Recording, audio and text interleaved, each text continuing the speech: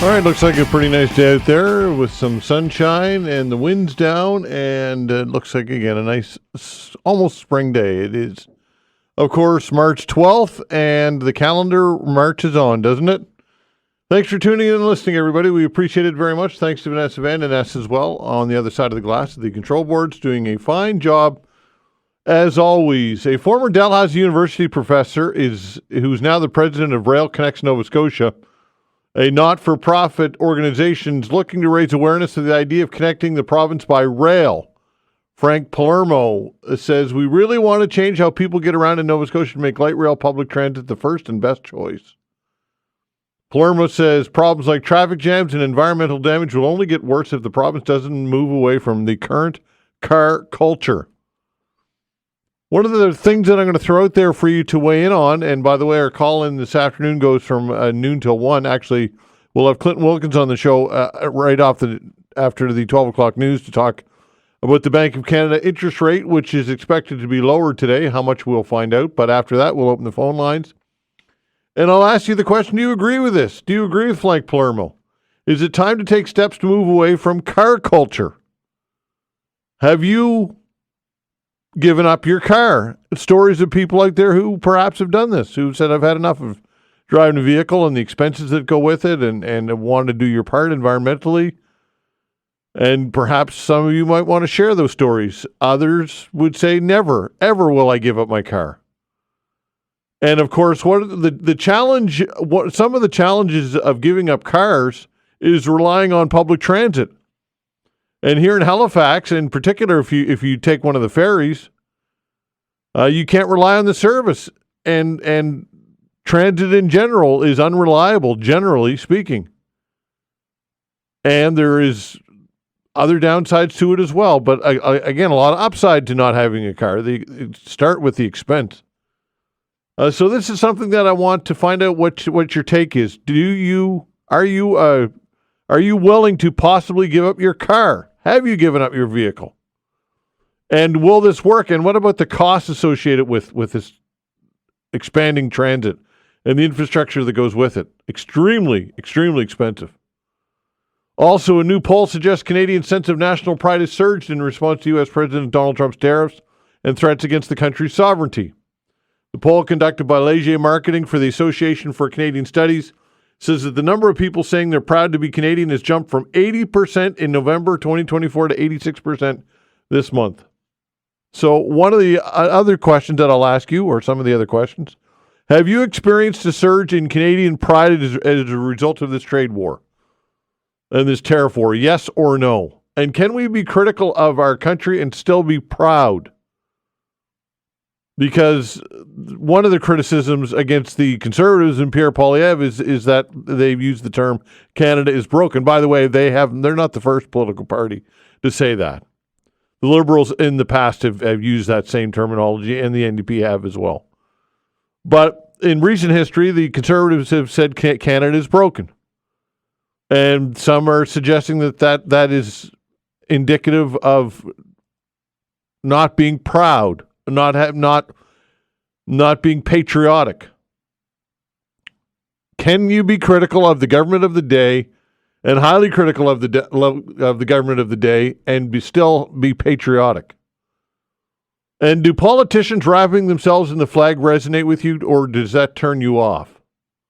Personally, I think it turns me off to a degree when politicians wrap themselves in the flag with patriotism and use that as a tactic, perhaps.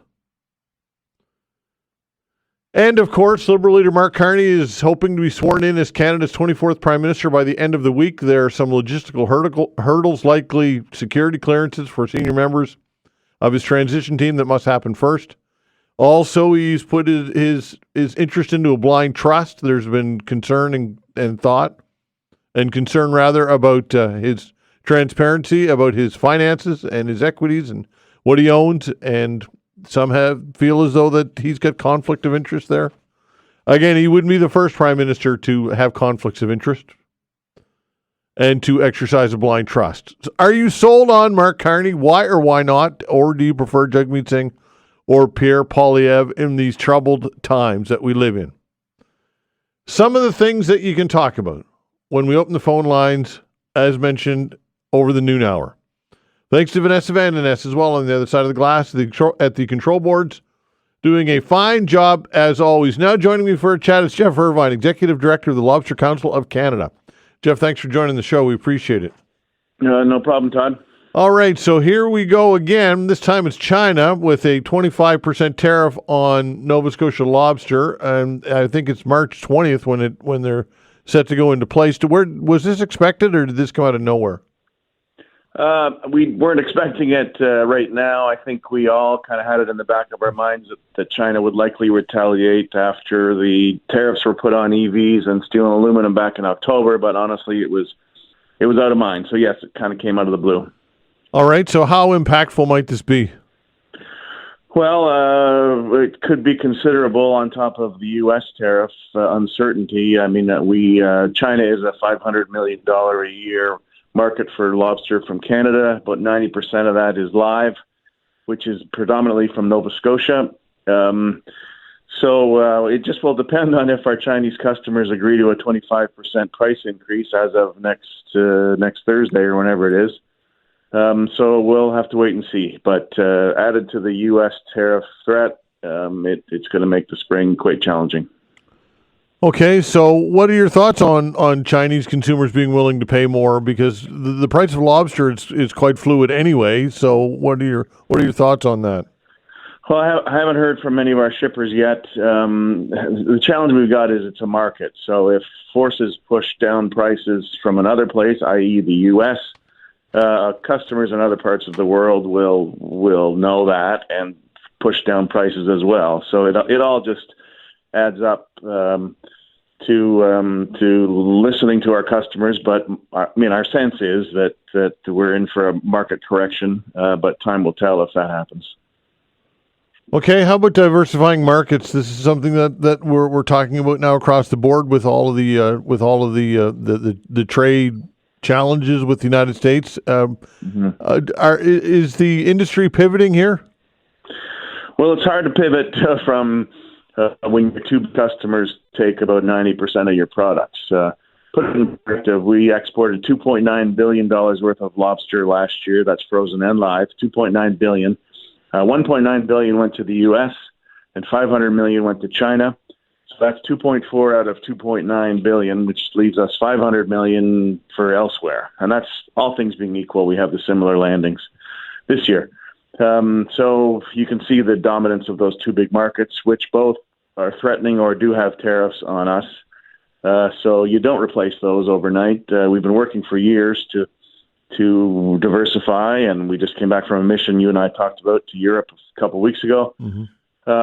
Companies, we have other markets in Southeast Asia, in Europe, in the Middle East. I was on a call this morning with our trade commissioners in Saudi Arabia and the UAE.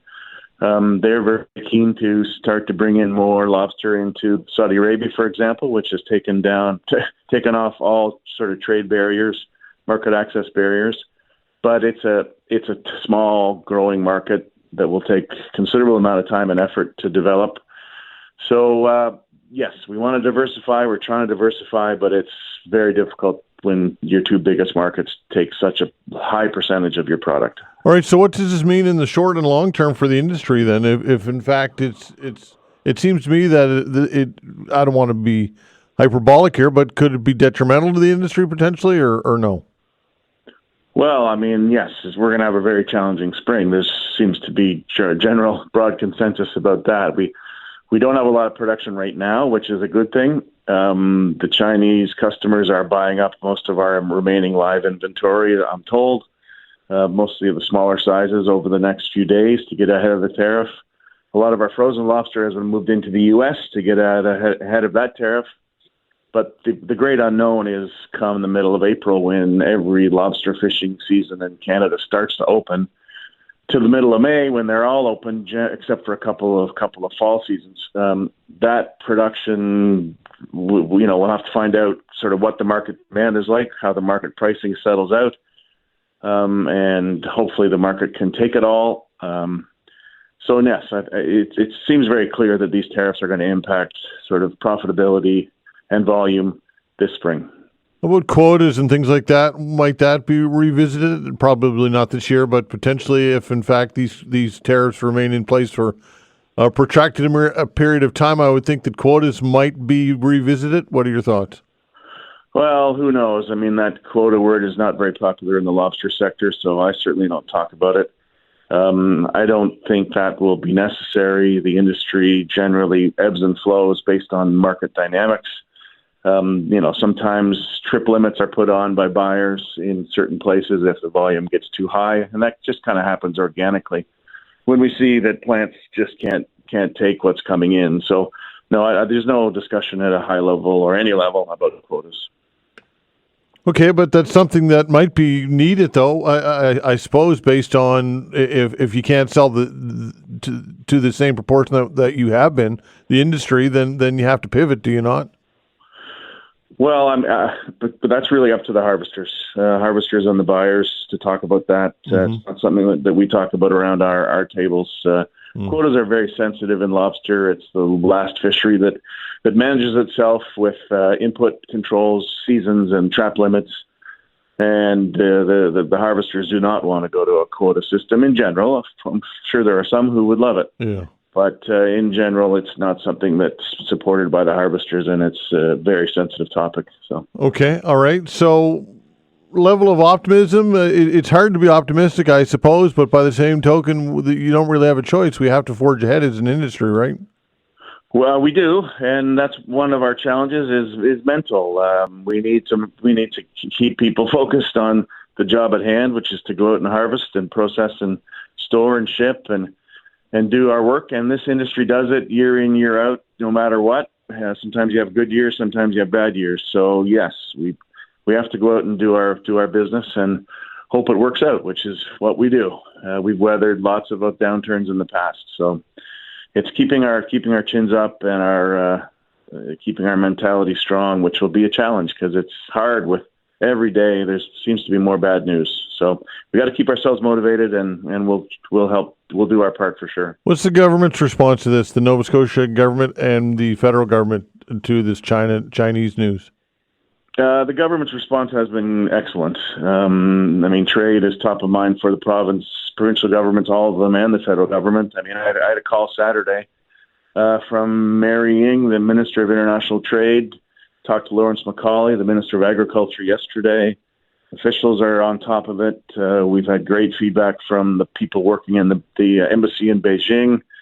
And the provinces are all totally on top of it as well, sharing information, having roundtable calls. So definitely great support from governments. But some of this happens behind the scenes. Right now I'm hoping that people are negotiating with the Chinese to try to avoid the tariffs next week.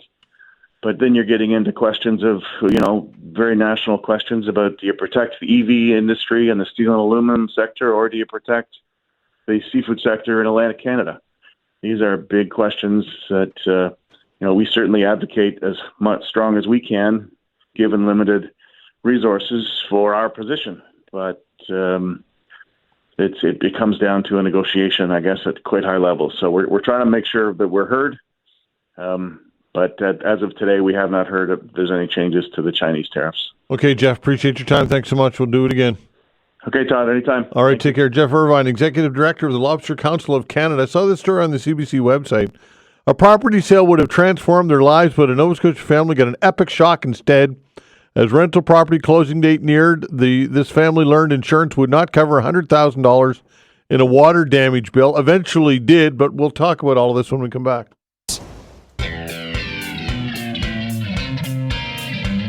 Right, I saw this story on the CBC website. A property sale would have transformed their lives, but Nova Scotia family got an epic shock instead. As a rental property closing date neared, the family learned the insurance would not cover a $100,000 water damage bill. Joining us to talk about all this is Graham Little, Insurance Bureau of Canada's Director of Government Relations for the Atlantic region. Graham, thanks for joining the show. Todd, thanks for having me back.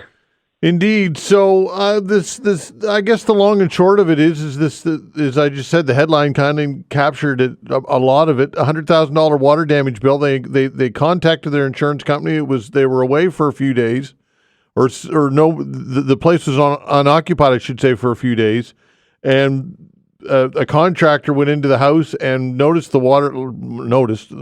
observed all the water damage from the radiators, and they then filed for a claim and were denied initially. And the concept is known as change in material risk. Tell us more about this. Sure. I think I think one of the things that perhaps our listeners need to know is your insurer is interested in what you're doing with your property, whether it's your primary residence or a rental property. And generally speaking, they kind of divide this into two categories of vacant, which would kind of overall mean, no people, no property, or unoccupied, which maybe you've left for several days, or, you're gone on vacation or something like that, but you've obviously left with the intention of returning. And I think, before we get on the phone here today, I actually just looked at my policy to see, what that day was. And every policy is going to be different, but I think mine says 4 days. So anytime, after that, my insurer, as an example, is going to want somebody coming into the house to make sure that, everything is working. There are no burst pipes, as it were, in this case, and that, everything is, above board. Now, if you're going to be vacating the property and I don't know all of the details of this particular case, but if you were, emptying the property out for something like a sale, that's when you're going to want to talk to your insurance agent, tell them what you're doing, why you're doing it, let them know the details of, whether or not there are going to be people coming in to do work, or if it's going to be left completely unoccupied. It's important for your policy, and your insurer is going to want to know, and it's important for the property owner to know exactly what those circumstances might be. Okay, in this particular case, this was eventually covered by the insurer. What happened? Well, like I said, Todd, I don't know all of the details of this particular case or their policy for that matter. Mm-hmm. But obviously, after working through the case with their insurer, they obviously came to some agreement, which is always good news. But there are always ways for customers to seek more information if they have a claim. Every insurer has an ombudsperson that they can raise that claim to. There's also a general insurance ombuds service in Canada that customers can raise their concerns with. So in this particular case, like I said, I don't know all of the details, how long they were there, how long it was occupied or vacant, or one or the other. I don't know. But it is important for customers to know their policy. And, I've said this before, probably on your show, not just know what's covered in the policy, but really, read through it and look at, every policy has a list of exclusions as well. Understand what's in and also understand what's excluded. What percent, you may not know this, but perhaps anecdotally what percentage of people would actually go through their policy and know to that level about all of this? Well, yeah, no, I don't know a number on that, but it is something that absolutely your insurance professional is there to help you with. So, whether you're shopping around for a new policy or you have an existing policy, every year you'll get a renewal in the mail. Have a look at it. You can go to your insurer's website. If your insurer hasn't sent you a physical copy of the policy, you generally find them there. If you have questions about what's in there, or if you have, most of the time people have these scenarios in their minds and they think about, what bad thing might happen. And those are the things you want to talk to your insurance professional about, whether it's a burst pipe or, an electrical issue or, a fallen tree. It's important to know, what your policy covers. So, you think about, investments in your life, and, I guess I can't speak for everyone, but I know certainly in my life, a home is the biggest investment I'll probably ever make. You want to make sure that the insurance you're paying for is covering the things that kind of keep you up at night. Are you concerned when you see stories like this in the headline and people read the headlines that it sheds a bad light on your industry? Well, I think, in this particular case, obviously there was some resolution made. But, your insurance policy is a contract between you and your insurer. So it's important for both sides to understand what's in that contract. And sometimes there are disputes. Sometimes there are misunderstandings. Sometimes there are, arguments about what's in and what's out. And it's important to go through that process with your insurer and your adjuster and make sure that everyone understands, what took place.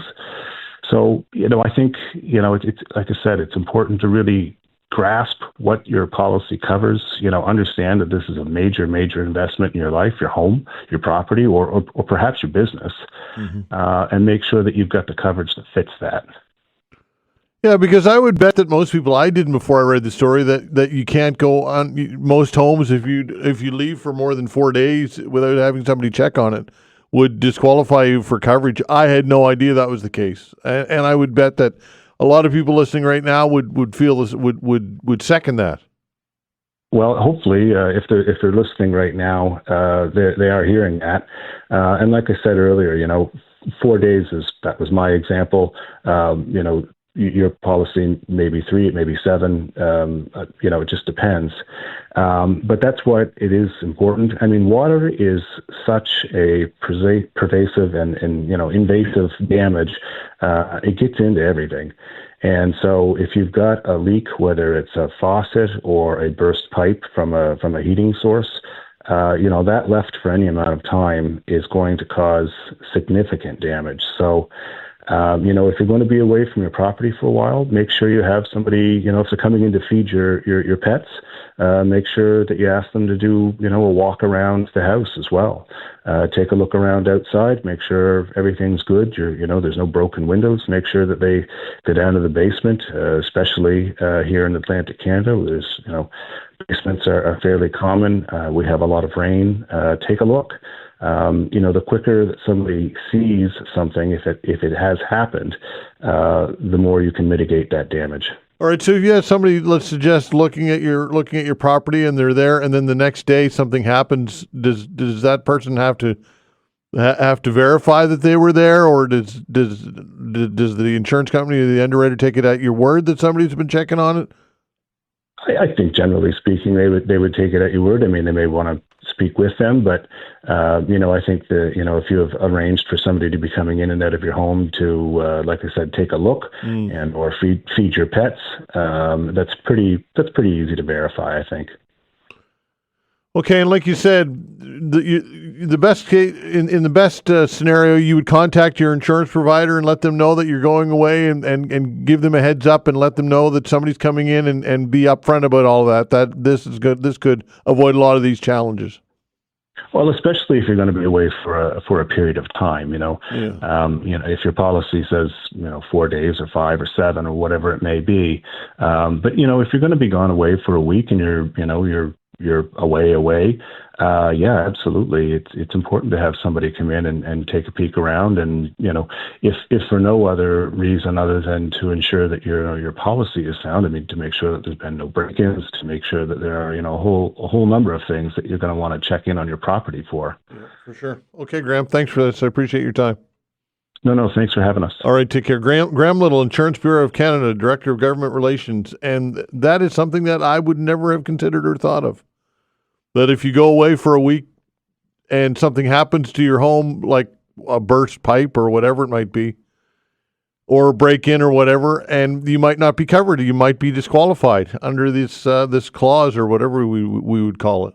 Loophole, some might suggest that it is. In this particular case, in the CBC story, the couple eventually did get it covered, and whether that was because of the media coverage, the story does not indicate as to what changed and why the insurance company reversed its decision, but fortunately for them, it did. But a cautionary tale and some good advice. If you're going away, and as many of us do, make sure that you arrange for somebody to be checking in on your property and let the insurance company know what's going on. Could save you a lot of headaches and a lot of money. The Feds inked an initial contract for the new River-class destroyers with Irving. We'll talk to Scott Taylor about this when we come back. The federal Liberal government signed an initial deal with Irving Shipbuilding for the Royal Canadian Navy's new River-class destroyers. The implementation contract is worth $8 billion for the first 6 years, only covers part of the tab for the first 3 ships, which eventually cost $22.2 billion to be built in Halifax. Joining us to talk about all this is Scott Taylor of Esprit magazine. Scott Taylor, thanks for joining the show. Good morning. Always a pleasure. All right. So it seems to me that there was an announcement about frigates over 10 years ago, was there not? Like 12, 13 years ago at this point? This was, the original shipbuilding strategy that was out that involved the federal government investing in, at the time, 2 shipyards, one on the West Coast and, of course, Irving and Halifax. And then this was so that they would be building all of the Coast Guard and Navy ships for generations to come. And then now it's coming to fruition with them actually starting to build the new River-class frigates for the Royal Canadian Navy. All right. So why the lag in time? Why does this take so long? This is everything we talk about in terms of procurement. It's just an insane amount of lead time. And in this case, the dollar figures that you're talking about, I mean, it just doesn't make any sense. The amount of money that we're going to be spending to buy these ships, $22 billion to buy 3 frigates. And originally the announcement, even how the announcement came about and when it came about, it was a technical briefing late on a Friday afternoon, and then the official announcement was on the Saturday here in Ottawa. And it was on the day before we announced a new Prime Minister on a weekend, while Parliament's prorogued. And obviously, if you want to avoid scrutiny of the ballooning cost or the delays in the program, I mean, you're going to do that. But at the same time, we're supposed to be trying to appease the American President Donald Trump about our defense spending. So if you're going to make a huge announcement like this, why would you try to hide it? It just doesn't make any sense. No, for sure. So I guess speculate as to why. Why the time? Was it just happenstance? It's the cost. It is so enormous, and it's even the average layperson. I mean, may not realize what a warship costs, and that's fine. But everyone's going to sort of go, that seems to be an awful lot. $7 billion to buy a frigate. Like if you look in comparatively, so these are like 8,000-ton frigates. They're slightly bigger than what the British are buying in the same Type 26 destroyer. But the Type 26 destroyer, those things are coming in. It's a $15 billion for 8 ships, so less than $2 billion per ship, and that's their overall project. So for us to be spending $22 billion to get 3 ships for what's roughly the same design is crazy. I mean, we're going to be spending over $100 billion to buy 15 of these ships at the end of the day, if we ever do manage to build them all. And also by comparison, the British just put 2 80,000-ton aircraft carriers into service. That cost them $6 billion Canadian, if you do the math, $6 billion Canadian per ship. So $12 billion got them 2 aircraft carriers, but each of those is 10 times bigger than what we're buying, and we're spending over $7 billion to buy something which the British were able to get an aircraft carrier for $6 billion. It's just insane, and for anybody to defend that, I mean, it's as complex as it may be. If you look back and look at the ships that these are going to be replacing, the 12 current Halifax-class frigates that are in service in the Navy, when they bought those, that was the biggest purchase to date. When they bought 12 of them, and the project cost was $4.3 billion, so roughly $350 million per ship. But that was in 1991 dollars. You'll say, well, if you do the math, $100 in 1991 buys you it's $195 now in value. Mm-hmm. So double the price. You're still looking at $700 million per ship instead of $7 billion per ship, regardless of how complex these things may seem to be. All right. So what's going on here? Why the massive surge? Well, I think the original purpose, I mean, the whole idea of putting Canada back in the shipbuilding game, they're not going to be competitive worldwide. I mean, we're not going to ever compete against South Korea and the economy of scale, which what they produce. So it's going to be government contracts, the Coast Guard or the Navy going forward, which is, if you want to keep the industry and keep the technology at home, that's a great idea. But can we afford this is the question. When you start to look at the numbers and in what we're getting, even compared to allied navies like the Brits, like I said, you can get an aircraft carrier for $6 billion. We're going to get a frigate for $7 billion. And that's just, I mean, that's coming out of the defense budget, but then again, that's going to cut back on everything else that the military can do. They have a finite budget even if we expand it. So it's going to cut into something. And there's other ways to spend that same money to get actual defense capability. That's what we got to look at the end of the day, isn't just about spending money. Yes, they need to spend more, but not just blow it on ridiculously cost-inflated shipbuilding projects. All right, Irving Shipyard, do they bear any responsibility in all of this? Well, they're the glad recipient, if you will, in this, that they're going to be getting jobs for the foreseeable future and lucrative contracts. And if they're the sole, point of purchase, I think everyone's looking at this and saying, if we can own $22 billion to get 3, we're probably not going to get 15. There's no way. It's just it'll bankrupt Canada. So, they might be jeopardizing themselves out of a future as well.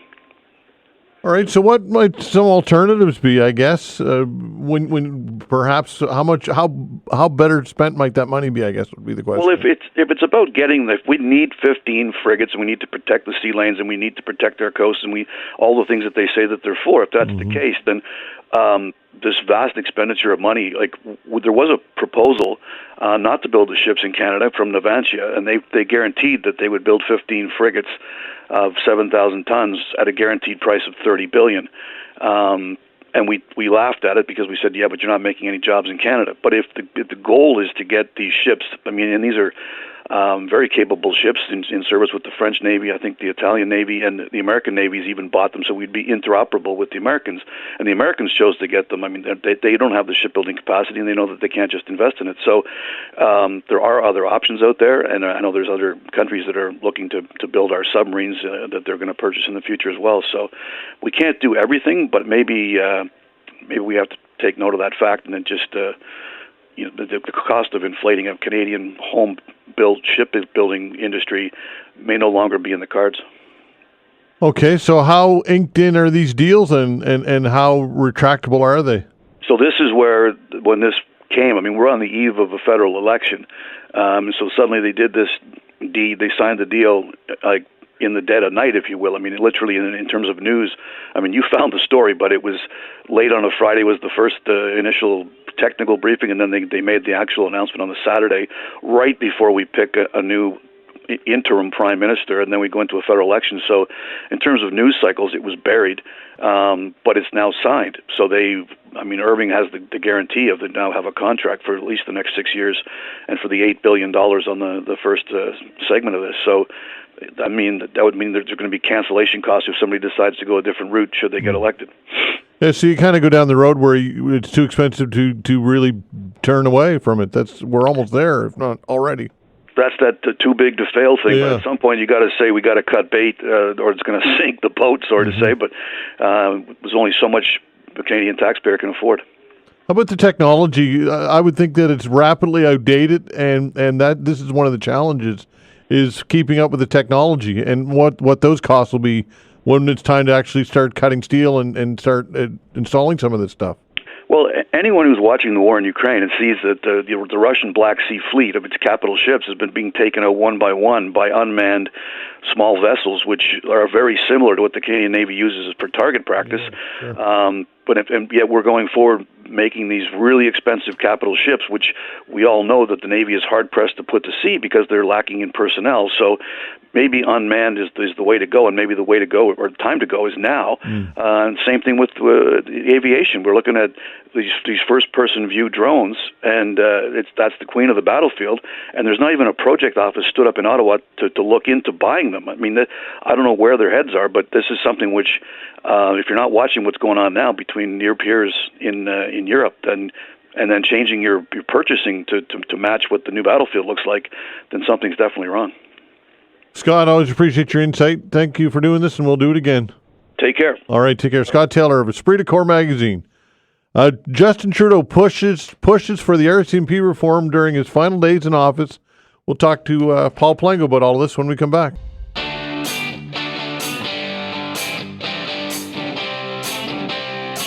During his final days in office, Prime Minister Justin Trudeau pushed for long-promised reform to the RCMP. A government report highlights concerns about Canada's capacity to meet the new threat environment. It says it's time to modernize the police service to focus on the most serious forms of criminality. Joining us to discuss all of this is Paul Palango, author, investigative reporter, of course, author of the book 22 Murders, has a new book coming out as well. Paul Palango, thanks for joining the show. Hey, good to be back, Todd. The new book, Anatomy of a Cover-Up, The Truth About the RCMP and the Nova Scotia Massacres, is coming out June 10th. Wow, June 10th, and I assume you're going to do the book launch and all that jazz and all that good stuff? And I'm hoping so. I mean, this time I got to do the audio book as well. Nice. Which I just finished last week. And, we just thought of the I's and T's on the book itself the other day. So Excellent. It's ready to go. All right. Well, we'll be happy to look forward to reading it and be happy to have you in when the time approaches. Well, I think you're going to be stunned, and readers are going to be stunned by what I report, the facts about what happened, and it's going to be pretty interesting. Nice. Excellent. Okay. All right. Let's talk about this report. What was your initial takeaway when you heard about this? Well, Todd, in our previous conversations over the last couple of years, I've been telling you and your audience that there's discussions going on in Ottawa behind the scenes about the future of the RCMP. And, others say, well, there's nothing public about it because it's been done in private. Inside the walls, and the RCMP has been excluded from those discussions, which is an important thing to note because, in the story, this report from Public Safety Canada released on their website makes a number of recommendations about the ineffectiveness of policing in Canada right now, and particularly vis-a-vis the RCMP. All points that we've been making on this show for 4 or 5 years, And I think it sort of suggests that big changes are afoot because they need to be afoot. And the other thing that we've talked about in the past is in Nova Scotia, and particularly in Halifax, politicians seem to be entirely ignorant or ignoring this, to their peril because change is afoot. The RCMP by 2032 is not going to be what it is today. Why do you say that? Well, because the RCMP is essentially should be a federal police force, and I'll get into a reason for that in a minute. But almost all of its resources are devoted to contract policing, that is, in the provinces outside of Ontario and Quebec, and providing services to rural communities and suburban communities, and maybe one city like Moncton, and they're not doing a very good job, and that's recognized right across the country. That's why they're losing detachments down, Surrey, Grand Prairie, and other communities. I mean, it's not an effective policing model for modern times. And of course, HRP has its integrated model, and you've been long critical of that, I think, for good reason. Well, it doesn't make sense. Yeah. I mean, you've got two police forces patrolling the same largely urban area, who operate by two standards with two different levels of accountability, one to the federal government, one to the provincial government.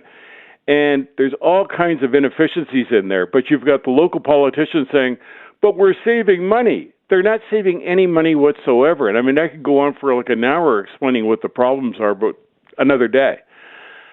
The big issue with the RCMP is federal policing. And people say, well, what's federal policing? Well, right now I'm working on a project in the Minto Chipman area of New Brunswick, an area that's been devastated by drugs and crime and things like that. And what does that have to do with federal policing? As one of my friends, a former deputy commissioner of the RCMP, says, the entire issue with drugs and the problem with drugs in the community goes back to the lack of federal policing because drugs cross borders, both international borders and provincial borders, and there's no one there policing it. The RCMP have been basically checked out for 30 years.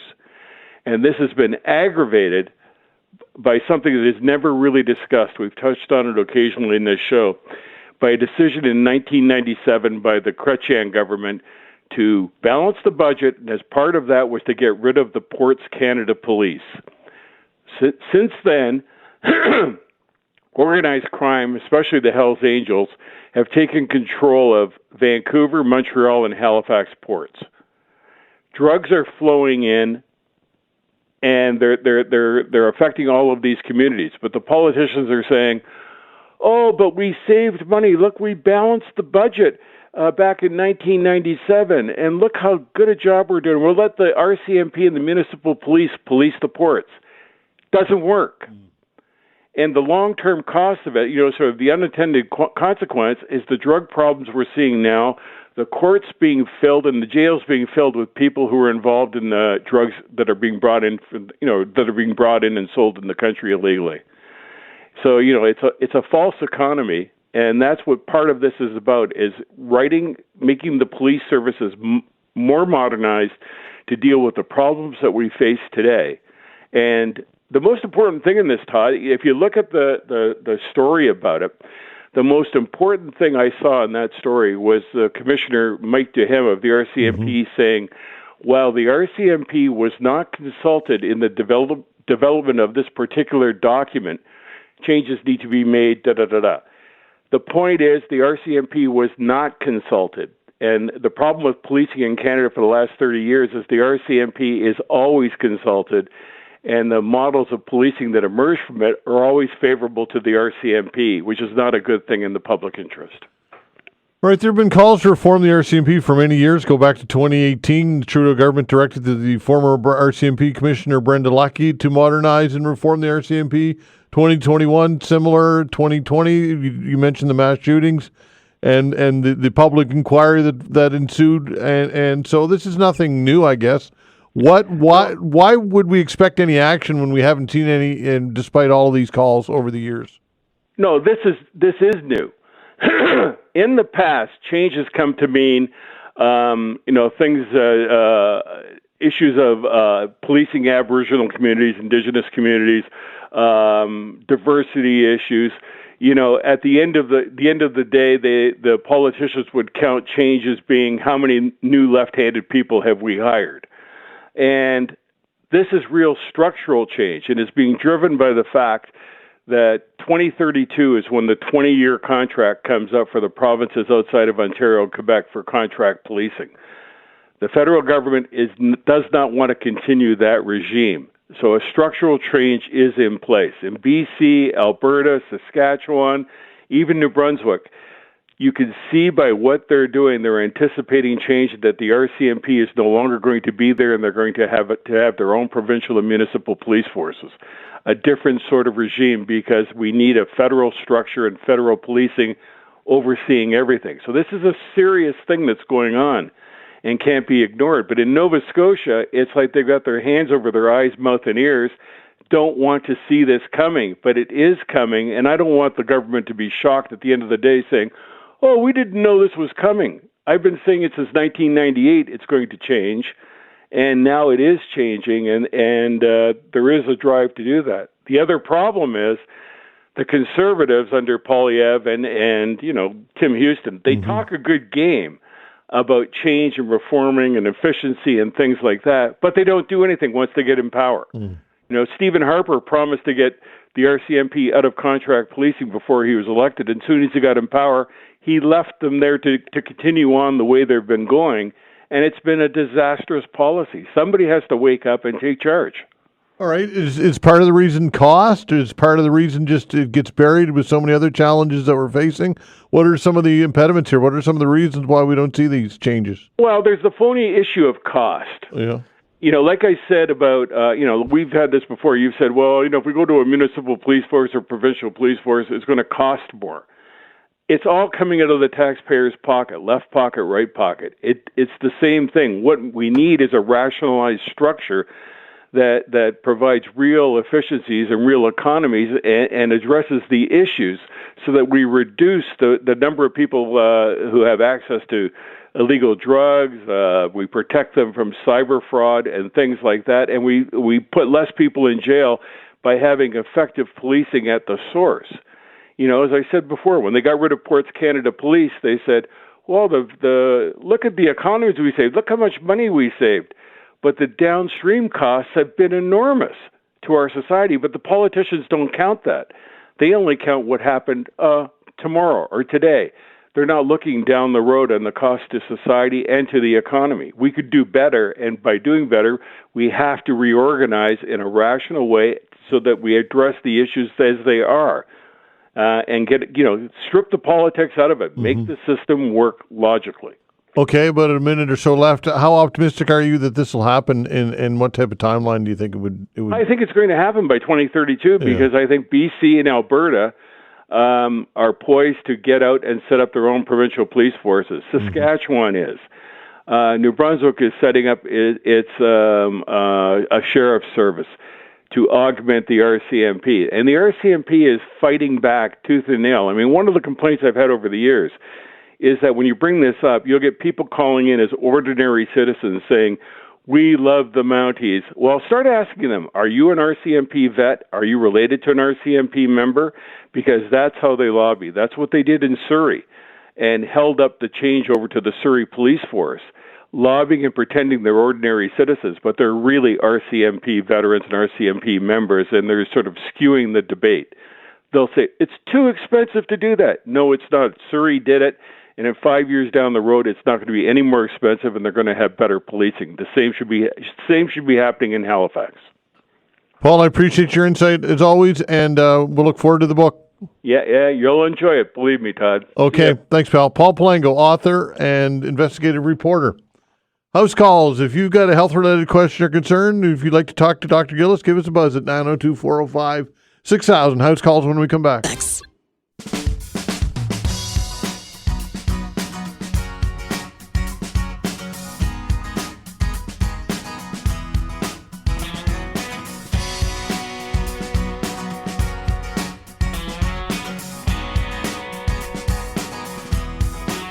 All right, change of plans. Last minute, Dr. Gillis is not available. Had something very last minute come up that he had to take care of, so that's the life of a doctor. And when I say last minute, I mean over the break I get the text. But again, an emergency came up he had to take care of, and that's acceptable. That's the life of a doctor. So we will pivot, and instead of house calls, we'll just take general calls because I got nothing else, folks. I got nothing else to do other than take your calls at this point. So what is on your mind today? Again, we got 2 hours to fill, which is fine. I'm sure we'll be able to pull it off.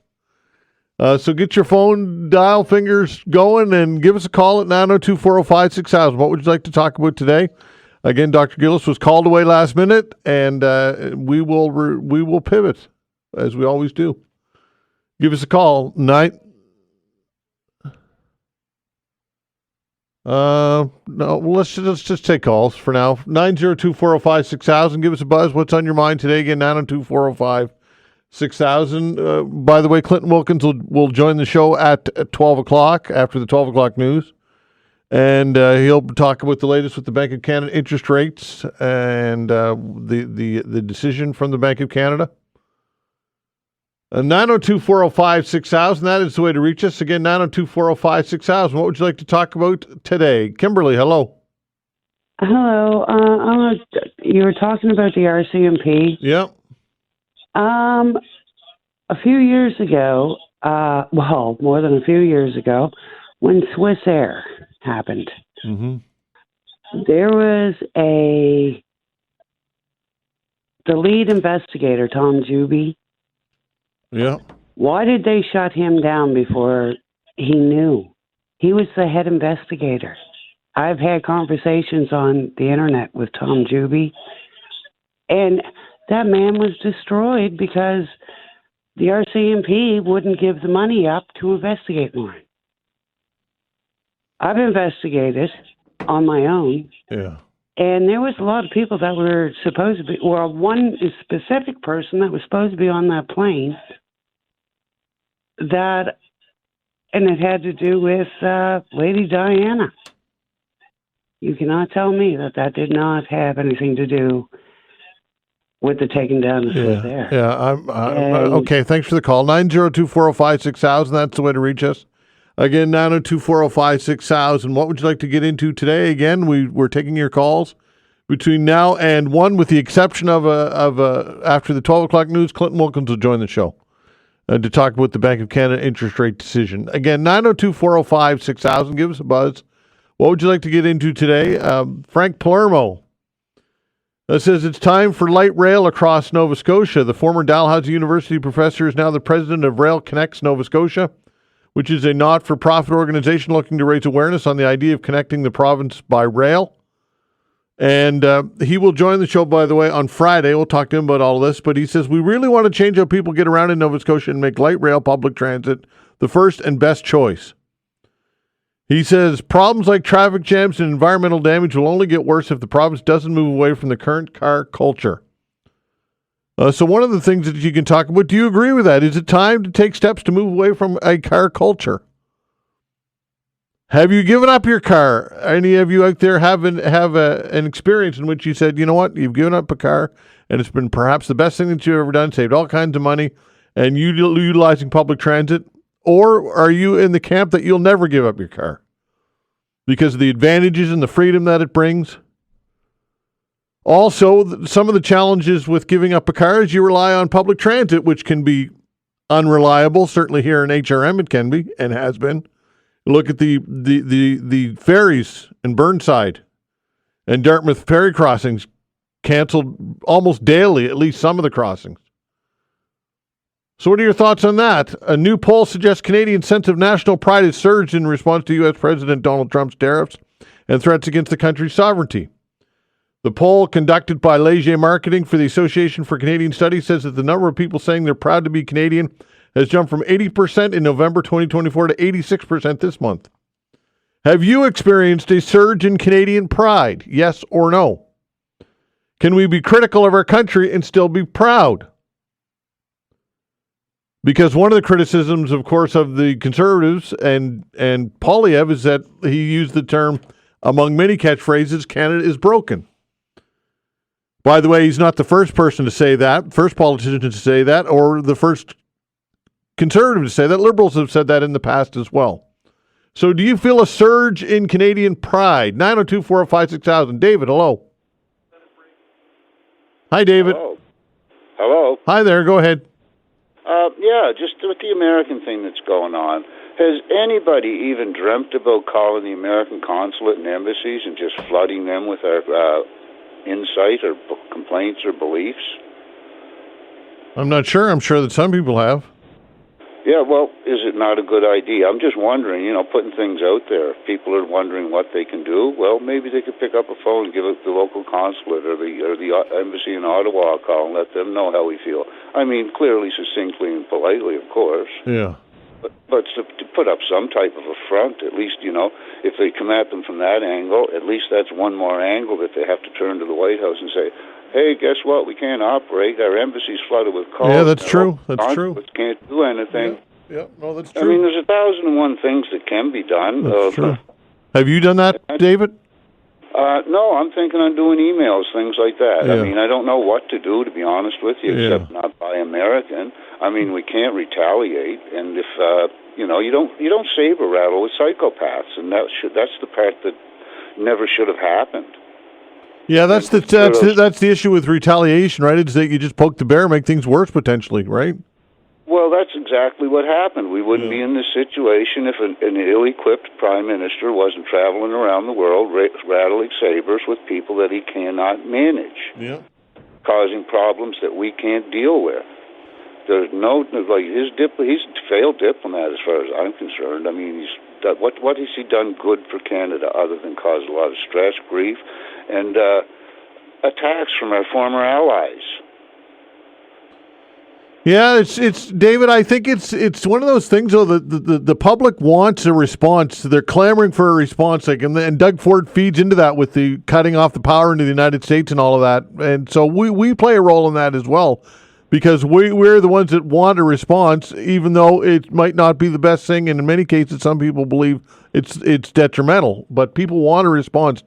Can you relate to that? Well, yes, and that's why I bring it down to the grassroots level of. To pick up the phone, do something yourself, do not rely on your politicians. What good have they done us in the last, 9 years in Canada at the federal level? Not much. They caused a lot of grief. And I'm not a partisan supporter of any ilk. Trust me on that one. Yeah. I do not participate in their sport, their bigotry.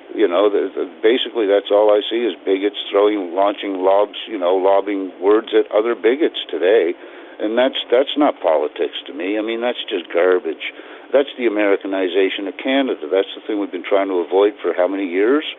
And here we are participating fully in it as if we just joined up with America anyway. Yeah. You can't invite things like that into your shores, onto your land, use it, and then say, "Oh, I'm anti-American," when you're acting just like them. Yeah, that's not a bad point, David. Thanks for the call, pal. Appreciate it. Okay, take care. All right, take care. You got it. 902-405-6000. Mike, hello. Good morning, Tom. How are you this morning? I'm well. You? Not bad, thanks. Just to raise David's point, I think he's got a very good point for people trying to put forward their own, take their own positions and sending it to appropriate channels to make people aware of how strongly we feel about this issue. I mean, politicians, clearly of different stripes, can take certain positions in terms of negotiating and terms of making claims that say, look, if tariffs are being brought forward, why would we not offer, counter tariffs in opposition? This has also been shared not only here in North America, but also in Europe. But at the same time, there's a recognition that there is an openness to have talks. There's an openness to have discussion and sit down and discuss this, in a reasonable, rational way, as Dave has alluded to. So I think that's important. One small point about the matter with the proposed ceasefire in Russia. It's interesting to note that when Secretary of State Rubio was commenting, I think he made a claim when he was asked by the press whether the matter with the raw minerals proposal that was originally put forward would be possibly on the table in negotiations. And I believe the claim was, his response was no. So that's quite interesting, since what was originally proposed. We'll see where it goes, but it's intriguing to say the least. Indeed. Okay, thanks for the call. Appreciate it. Take care. 902-405-6000. We'll continue with your calls when we come back. All right, taking your calls, 902-405-6000. What would you like to get into today? Again, 902-405-6000. Again, 902-405-6000. James, hello. Hi, good morning, Todd.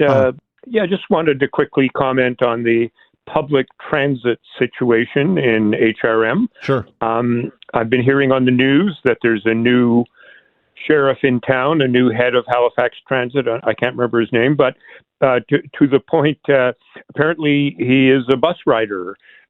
He actually uses it not just to familiarize himself with what's going on, but to go everywhere he wants to go. I think that's very interesting and highly commendable. It'd be interesting to see how that works out. We're trying to get him on the show for Friday for 10:15. Robin Garus, I think I'm not sure how I pronounce his last name, but that's Robin Gerus. I thought that was an interesting story. I saw it as well, and we would like to have him on to talk about it. Well, I support that and look forward to hearing him. It's time for. I think we may be at a crossroads because it's kind of whatever they say. I won't use a crude expression, but it's time for decisions. Are we going to really go big on transit, like make it on time, more dedicated bus lanes? There's an expression for that, but maybe the fast ferries. But because for environmental reasons and reducing traffic volume reasons, better public transit would help on both fronts. And one last comment, it's going to be fascinating to see what the effect of removing the tolls on the two bridges on next Monday is. I'm not optimistic. It's encouraging people to drive, so it's kind of an odd. It was a populist thing to do, the premier in the election campaign, but it's not necessarily in the public interest. But we shall see. Anyway, there you go. Okay, James, appreciate your call. Thank you so much. 902-405-6000. And I agree that it's all about reliability when it comes to public transit. You have to build a system that's reliable and dependable and safe. And that is a key, because you're already going to capture the people who don't have a car because financial reasons or for whatever reason they don't drive a car. But to incentivize people who have vehicles to get out of their car and onto transit, it has to be reliable and it has to be safe and dependable. And I would say at this point, our transit service is not that. Certainly if you're taking the ferries, I mean, imagine if you were relying on those ferries from Burnside and Dartmouth, and you just don't know from day to day whether they're going to be there. It wouldn't take very long, and you'd start to come up with alternative plans, and you'd just start to bypass it altogether. Why transit cannot hire people to work on those ferries, I have no idea. I realize it's a different skill set. Certainly, to captain one of those, they need to have a unique skill set, but I would think that we'd make it a priority. Pay whatever you need to pay. Get those runs reliable and on time. 902-405-6000. Monica, hello. Good morning. Hi there. Todd, I've been pleasantly surprised by Doug Ford's response during the current situation. And he stepped out right off the bat as a real kind of steady type of leader. Do you think he has federal political aspirations? And what do you think of what Doug Ford's been doing? Well, look, I don't know if Doug Ford's got political aspirations federally, but probably he does. People who are wired in that way are generally ambitious, and I wouldn't be surprised if he's got aspirations to run federally. Probably he would. What do I think? I think that he's shown leadership, but it depends who you talk to. Some people think as though are of the school that these retaliatory tariffs and this tough talk when you're dealing with Donald Trump isn't effective because you're poking the bear and you're dealing with somebody volatile and unpredictable. And I can see why some would say that. But look, Doug Ford he's got his third big majority in Ontario. And who would have thought, right, coming from what his past and his brother and all that baggage. So yeah, he appears to be showing leadership, but I don't know that I agree 100% with what he's doing. But he certainly captured the country and the leadership role amongst his peers. That's for sure. I would say, Monica. Yeah, and I think Donald Trump, I mean, he said that he respects that firm approach. Yeah. So it's pretty interesting. I would say I was pleasantly surprised, and I'm sure there will be no shortage of things to watch for going forward. Yeah, for sure. So have a great day. Okay, thanks. Take care. 902-405-6000. Look, I suppose when it comes to all of this, you're damned if you do, you're damned if you don't. If you don't respond in a firm way, then you're criticized for that. If you do respond with retaliatory tariffs and threatening to cut off power, then some would applaud that. So it's tough. It's a tough situation. It's a decision that I wouldn't have to make. I wouldn't want to have to make. Hello, Mike. Hi, how are you this morning? I'm well. You? Not too bad. The problem with the ferry staffing issue is, and I'm not taking away from the bus driver here, okay? A ferry is a Marine guy. He goes to school, gets his tickets, pays big bucks for that. If he's there and somebody from the bus terminal decides that, well, I want to go work on the ferry now, he has priority over the guy with the tickets. To me, they need to separate Marine from the bus drivers. Plain and simple. It would solve a lot of problems, because then this seniority thing would go out the window, and there is a difference between Marine drivers and bus drivers, and I'm not taking away from the bus driver. A bus driver can bump a Marine ferry captain? Absolutely, if he's got more time and he's got a ticket. If you're up working at the bus terminal or up in the bus depot there, and you want to go work on the ramp, you start off as a deckhand. They take you to school, pay for your Marine emergency duties. You're on the ferry. Wow. Yeah, I can see that as being a part of the problem for sure, eh? So the Marine guys are getting fed up with it because the seniority bumping you around thing is not working for them, and they don't want to admit to it. I don't know how to get the union to straighten it out. I know that if you go on vacation on the ferry for one day, and I'm a new guy, I go to the bottom of the list, I go on the thing. But instead of coming back, if you go for a week and me doing your whole week thing, every week I'm at the bottom of the pile, and you get all the not very nice shifts. Yeah, that's got to be sorted out. That's got to be straightened out for sure. I would dare say that's a massive deterrent. But that to me, that would be the number one thing, if they could separate the Marine from the bus driver. And like I said, I'm not taking away from the bus driver. No, for sure. But they're two separate entities, and that's the issue. Okay, thanks, Mike. Appreciate your comments. Thanks. Appreciate it. Take care. Have a good day. All right, 902-405-6000. What would you like to talk about today? Again, 902-405-6000.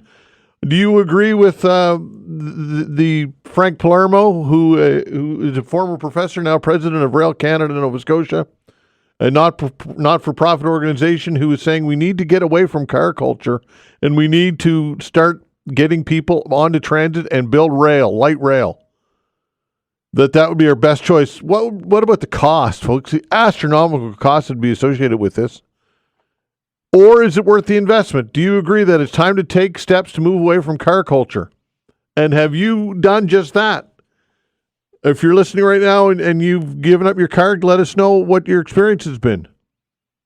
Huge cost savings to not drive a car, insurance, maintenance, gas, fuel, all just, they did the massive cost pile up over 30, 40, 50 years of driving, or whatever the time horizon that you drive your vehicle would be. But of course, you give up your car, you lose your freedom, and you're reliant on public transit, and reliability or lack thereof is a deterrent, I would dare say. Also, Canadian pride. A new poll suggests Canadian sense of national pride has surged in response to Donald Trump's tariffs and threats against the country's sovereignty. Have you experienced a surge in national pride as a result of all of this? And can you still be critical of your government while being patriotic?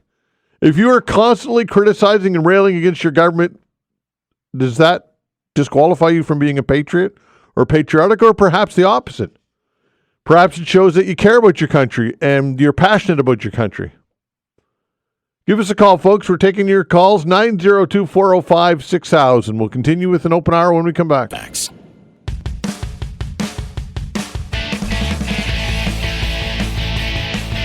All right, taking your calls, 902-405-6000. Again, 902-405-6000. This email, and then we'll go back to the phones. This email from Mike says, what would people rather do in an emergency if you gave up your car?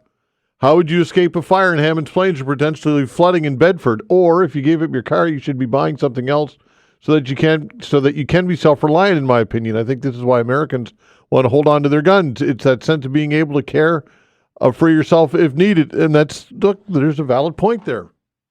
In areas like Hammond's Plains and some of these areas which have experienced these things, as we know firsthand. That's a good point.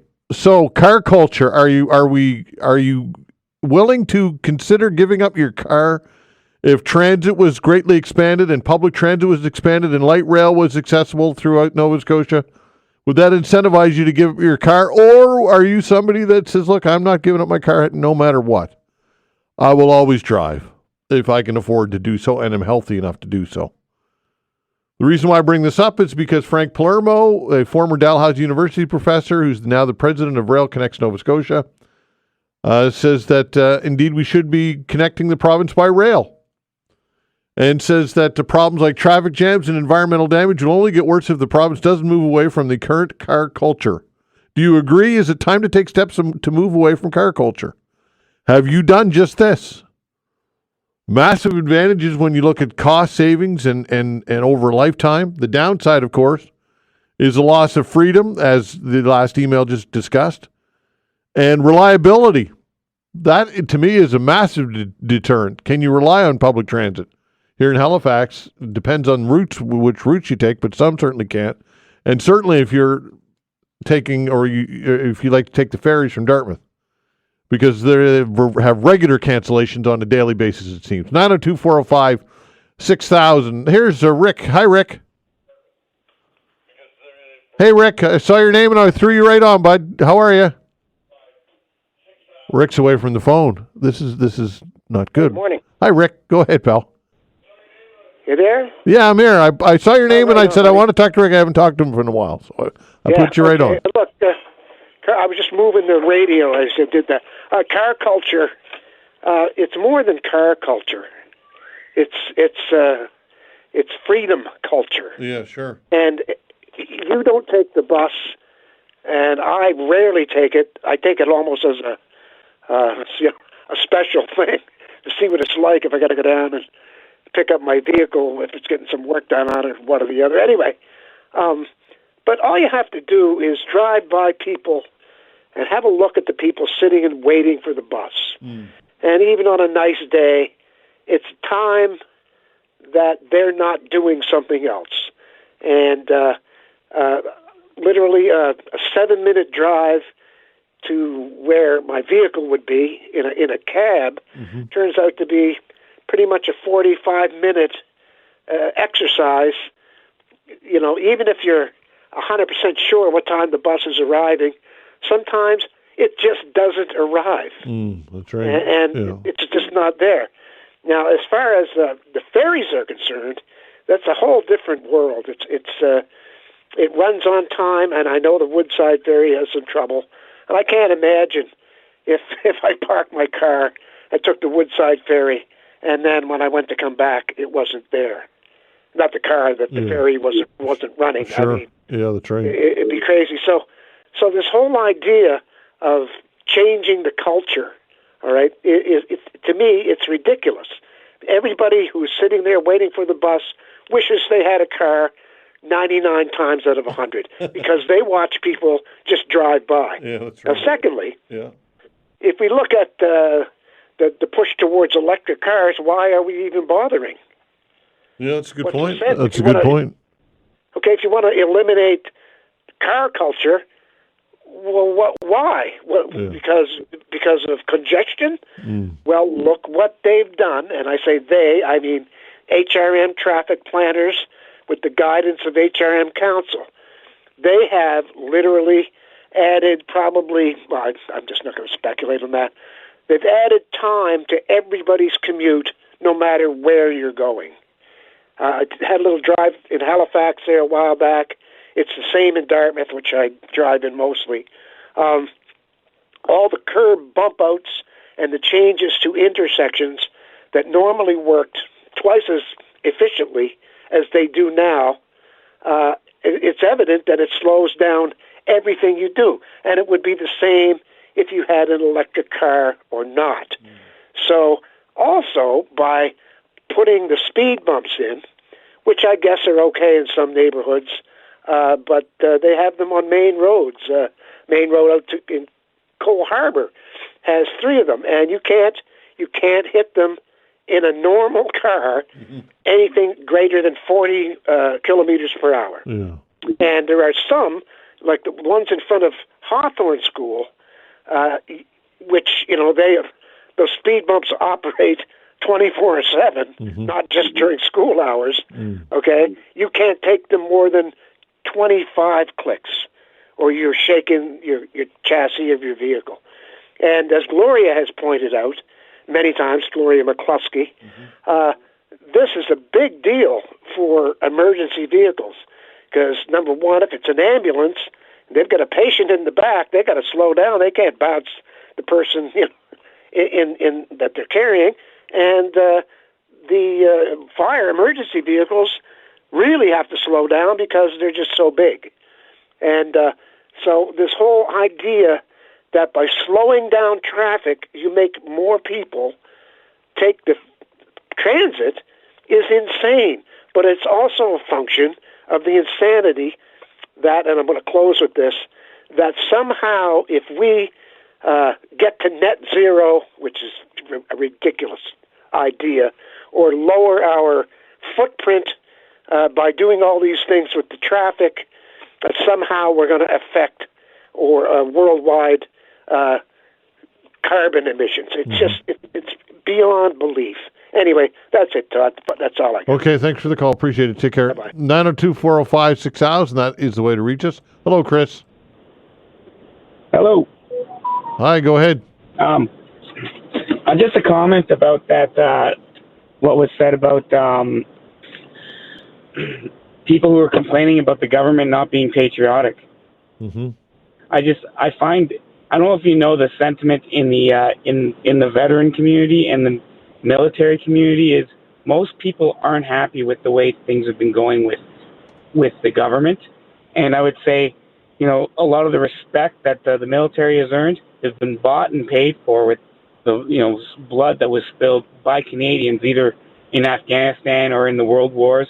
And these are the same people that are complaining, but they're also the same people that were patriotic enough to sign on the dotted line to trade their life for democracy in this country. So when I hear someone say that, I feel like that's they're not getting the right thing. And don't forget that a few years ago, the Liberal government didn't even want to celebrate Canada Day because we should have been ashamed of ourselves.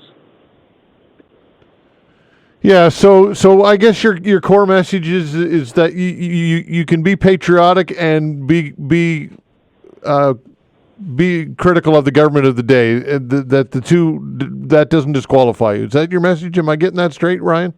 Yeah, I think the most patriotic people are critical of the government of the day. Sorry, Chris. With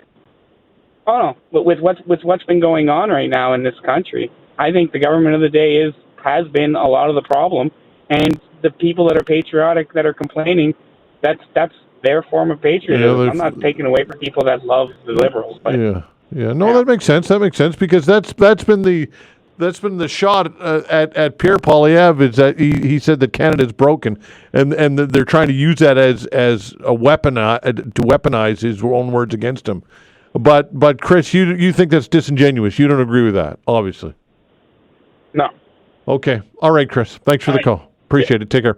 902-405-6000. It is interesting. How much does the government of the day define you as a Canadian? Do you glean your national pride from the government of the day, or do you take it from other things?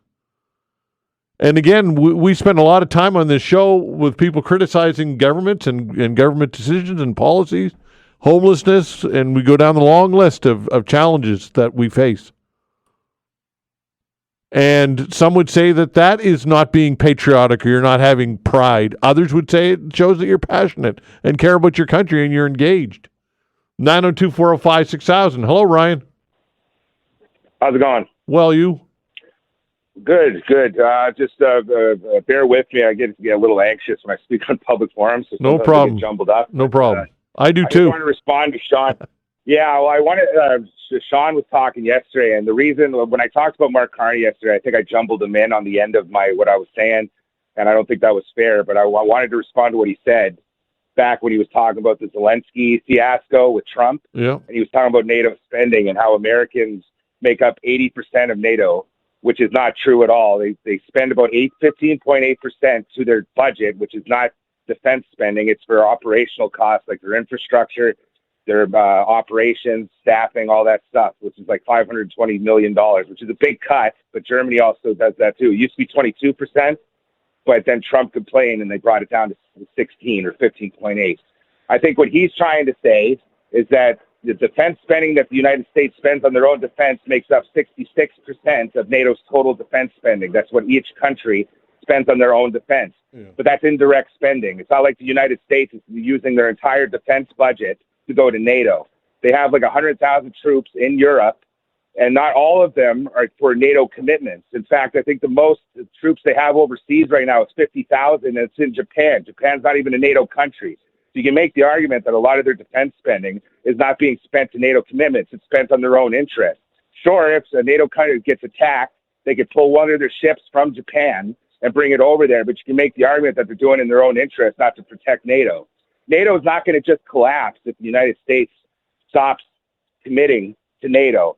Do I think it's a big loss? Absolutely. But don't you think NATO, I don't know, would spend more money on their defense spending if the United States? Well, but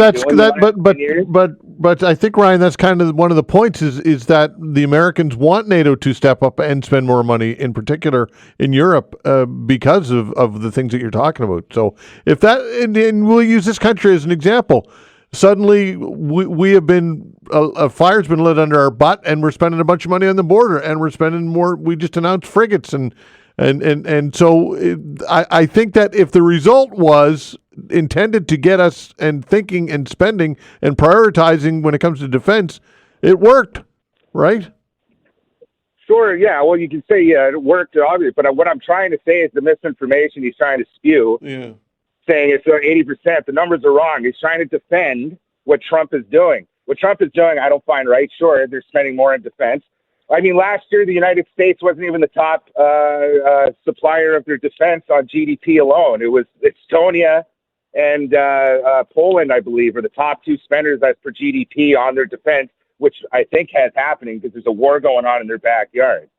So yes, his tactics are working. They're spending more on defense. But what I don't like is when you're using misinformation to justify what this man is doing. How he treated Zelensky was horrible. What he's saying about Zelensky is horrible. Saying he has a 20% approval rating in his own country. He has a 67% approval rating in his own country after that debacle with Trump, calling him a dictator. You can't have elections in a war-torn country. How are you going to get everybody to vote when they're displaced? Yeah.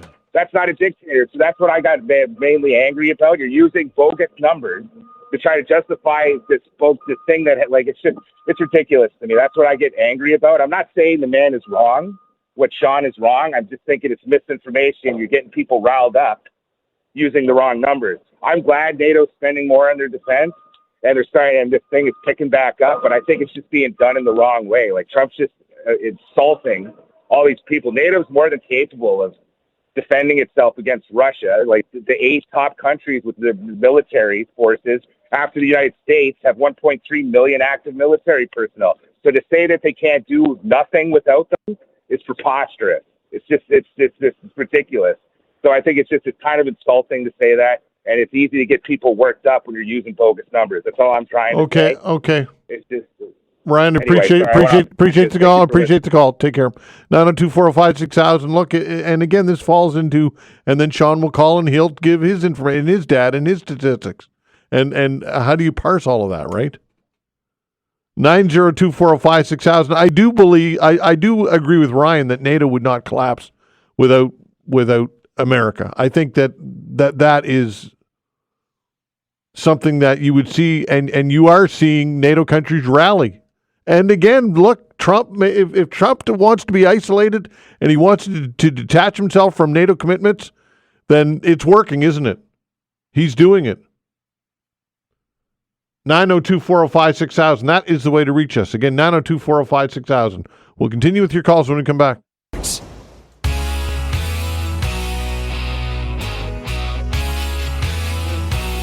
All right, 902-405-6000. That is the way to reach us. Again, 902-405-6000. Hello, Fred. Hey, Todd. How you doing? Top of the morning to you. Indeed. I am a very proud Canadian. I do believe you can be critical of the people that are in charge at the current day. But where I get my pride from is from the people of Canada themselves. When you go into Sobeys, wherever, and you see Canadian products being purchased and American products being left on the shelf, then you know as a unit you are one. And if you don't think 40 million personnel north of the border doesn't have an impact on your buying purchase, think again. Ask all the Canadian companies that are feeling the margins go up when they thought they would go down. And that's where I get my pride from, Todd. Yeah, for sure. And look, I think when people are critical of the government, I think that shows that they're passionate about the country, right?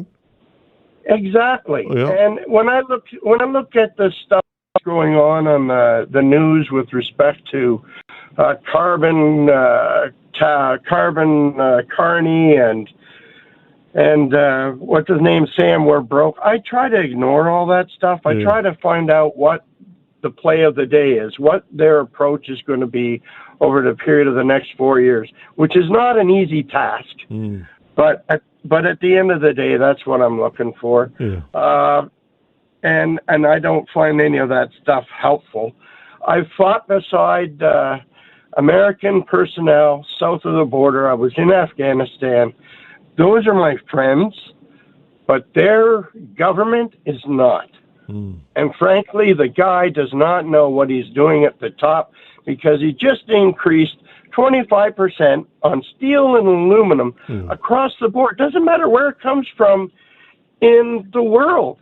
He just put a 25% increase, and I bet you dollars to donuts, Ford, GM, and all the other guys are going to be knocking at his door saying, "What the hell are you doing?" Yeah, indeed. and that's where we've got to hope for that those guys get behind and say, stop it right now. Okay, Fred, appreciate the call. Appreciate the call, bud. Take care. 902-405-6000. Sean, I thought you might want to respond to Ryan, so it'd be fair to do so. So go ahead. What's your response to Ryan? I appreciate that. Oh. My response is, Todd, it's not my information. What it comes down to is Sherman, the Prime Minister of UK, did a press conference not long ago, and I suggest the guy who keeps calling and talking about me for some reason. I mean, I get his dislike for me, but he has to think about this logically. The UK Prime Minister came out in a press conference stating that they cannot defend Ukraine against Russia without 100% backing from the United States. Therefore, what does that tell you? That tells you that NATO cannot defend Ukraine against Russia without the backing of the United States. And you know why that is, Todd? Because there's 31 other countries that are in NATO, and they all have militaries along the lines of the Canadian military. And Todd, you were in the military, and my brother is a captain in a high-ranking position in the Canadian Naval Force. And he has been training with the same weapons that you trained with when you were in the military. This is the problem. The United States has the most advanced military technology, weapons, and reconnaissance. NATO needs that. Like you wouldn't believe. We don't have that kind of intelligence and those kind of weapons, sophisticated weapons and modern day weapons and modern day helicopters and modern day fighters. We're using stuff from the 60s, 70s, and 80s, Todd. That will not stand up against a superpower military like Russia or China. So it's not my words and my supposed misinformation. This is information that was stated by the UK's Prime Minister, that they cannot defend Ukraine against Russia without the backings of the United States. So that's all I have to say to that. Okay. And I hope the conversation ends, because the ridicule and it's his hatred towards me that's blinding. Well, I don't know about hatred, Sean. This is what it's about, right? When you come on the air and you cite your opinion, you're going to be opening to other people countering that opinion. That's not about hatred. I totally agree to that. Yeah. But when you're attacking information, when the Prime Minister of UK has openly said that they cannot defend against Russia, that means, what does that mean, Todd? That means NATO is nothing. Well, I guess, Sean, I think what it means is that that's somebody's opinion, although it's a person of power and influence, but it's still his opinion, right? You would have others, and I didn't even know, Sean, that the UK was even talking about defending Ukraine. I hadn't even heard that they said that they wanted to. And most people don't, because our media isn't pushing this stuff out, because if that comes to the media, then people like Ryan understand exactly what I'm saying, is that we cannot defend against Russia if NATO does not have the backing of the United States superpower military. Okay. All right. It's Thanks for the call, Sean. I'm up against the break. Hopefully, okay, take care. 902-405-6000. When we come back, Bank of Canada interest rate change. I'm going to chat with Clinton Wilkins about all that. But if you're on hold, stay on hold, because we're going to continue with your calls after my chat with Clinton Wilkins. So, again, if you get something to say, give us a buzz, 902-405-6000. Be happy to hear from you and take your calls. But as mentioned, Clinton Wilkins will join me to talk about the Bank of Canada interest rate lowering 25 basis points when we come back. All right, we will continue with your calls in just a little bit. So if you're on hold, stick right there. We will get to you. And the way to reach us is 902-405-6000. So again, the open hour will continue in just a little bit, 902-405-6000. And stay on hold. In the meantime, we get some important things to talk about, because the Bank of Canada has cut its benchmark interest rate by 25 basis points. All the while, Trump ratcheting up tariffs. Joining us to talk about all of this is Clinton Wilkins, our mortgage guru. Clinton Wilkins, hello. What a wild ride it's been, and it's only Wednesday. I know, it's hard to believe. It is, yeah. It's really wild. And, I was talking to our team on Monday, and, I said, this feels like the early days of COVID. I feel like we've gone back in a time machine 5 years. Just with the uncertainty, I think there's a lot of people that are anxious out there. Are the tariffs on? Are the tariffs off? Are they on? Are they off? What's going on today? It might be different by the time that we're even done this broadcast, which is just so wild. And I think that's one of the sentiments that the Bank of Canada really brought into this decision today. By and large, economists predicted that the key rate was going to be cut, 25 basis points. Bank of Montreal actually came out earlier this week, I believe, and said they predict the key rate to be down to 2% here by the summer, by July, which means they're predicting after today that we're going to see at least another 75 basis points in cuts, which is beyond even kind of our prediction that we had on Mortgage 101 when we started this year. We thought that the rates were going to continue to soften, but I think they're softening quicker than we even thought. And the reason that they're doing this, Todd, is because they want to bolster up the economy. They want to, get Canadians borrowing again and Canadian businesses to start pumping more capital into the market. We're in a recession. Yeah. That's reality. And we may see a very different story in the U.S., and that's what I want to caution our listeners to. We could see the U.S. and the Fed there actually increase interest rates even though we just decreased.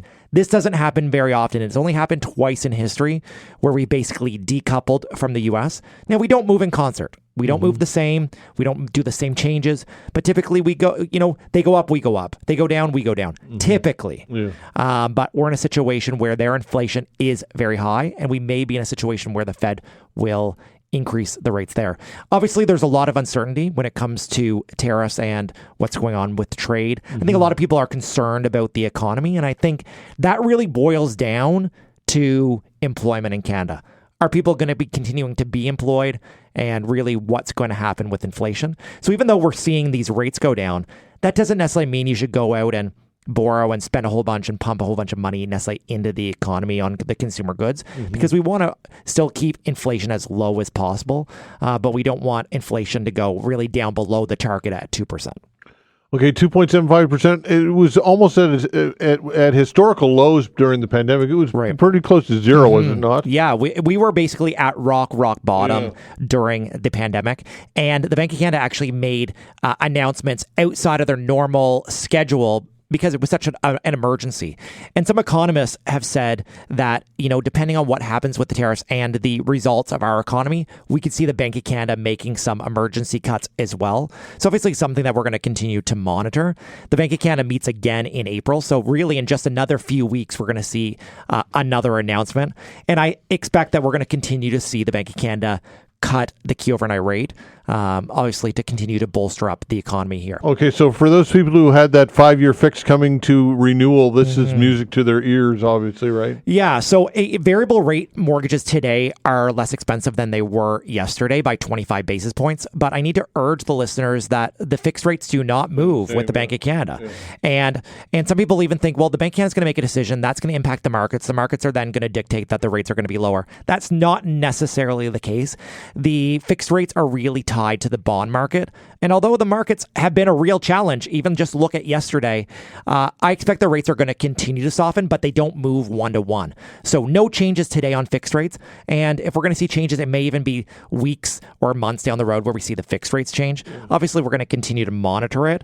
But variable rate mortgages are certainly a lot more popular today, Todd, than they were yesterday. And historically, a variable rate mortgage is less costly than fixed. But the last couple of years, when the Bank of Canada has been increasing the key overnight rate, we've been almost in an inverse situation. But now today, variable and fixed, nearly the same. And I think later this year, we're going to see variable rate mortgages be much less costly than fixed. And there's a lot of borrowers who a variable rate mortgage really is good for. It's the ones that can sustain the change. Yeah. People that are willing to take the risk, it will likely pay off. Historically, variable is cheaper. Right now, there's another couple good pros. If you need to break your variable rate mortgage early, you're only going to pay 3 months interest. And the other real big pro on a variable is you can always convert that into a fixed with no penalty. So I think it's really important when you're making a big decision like taking a mortgage, and that's why it's so important to seek the advice of an unbiased mortgage professional, that the right product for you may not be the same as it was a year ago. Right. And it may not be the same as it is 1 year from now. And that's where it's so important to really get the advice. And, historically, a 5-year fixed rate mortgage is the most popular. But I can tell you, we are doing far fewer 5-year fixed mortgages today than we were before. I think we may see a little bit more uptick in the coming days, especially with that anxiety that's going on out there. And a lot of this is being driven by what's happening in the U.S. People want some stability, and they're willing to pay maybe a little bit more, Todd, over that 5-year period just to be stable. All right, so 25 basis points, let's say on a variable mortgage of, I don't know, $500,000. What does that look like when it comes to monthly savings, just kind of roughly? It really depends on how big the mortgage is and what the amortization is. In some cases, it's going to be a few dollars. In some cases, it may be hundreds of dollars. It depends on really the size of the mortgage. Right. Now, with a variable rate, it could actually, and the bank prime rate is tied to a bunch of different products, Todd. So maybe somebody who has a home equity line of credit, that will become cheaper. If you have a variable rate mortgage, there's two ways that they work. One has an adjustable payment. So that payment is going to go down now that the prime rate went down. Some lenders will take that into account right away, and some will wait until the first of the following month. So depending on how your lender is set up, that's going to make a change. And then there is a more traditional variable mortgage that has a static payment, and the amortization will get shorter. That's the type of product that I have myself.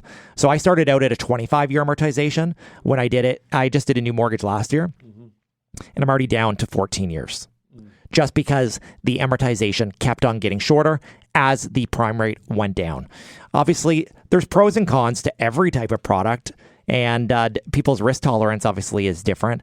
And that's why I think it's really important to ask the questions and really understand, the product that, it's going to be best suited for your needs. But obviously, any basis point cuts is a good 25 story, basis right? points is a lot of money for a lot of people. Right. On a $500,000 mortgage, like we're talking like $5,000.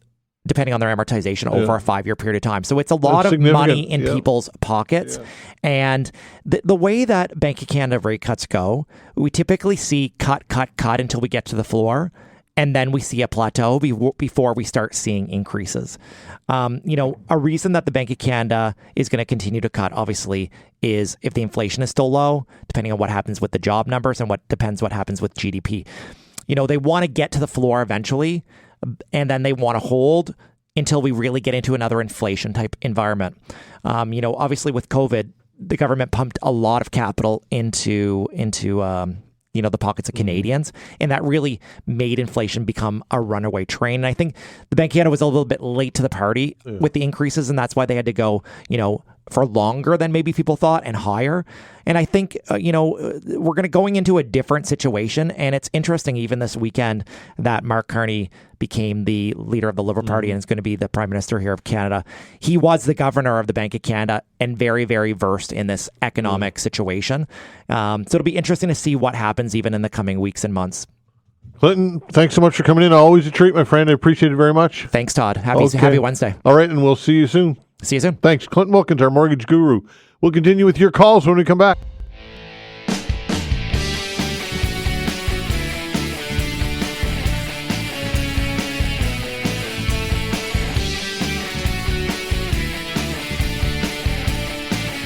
All right, continuing with your calls. The way to reach us is 902-405-6000. Again, 902-405-6000.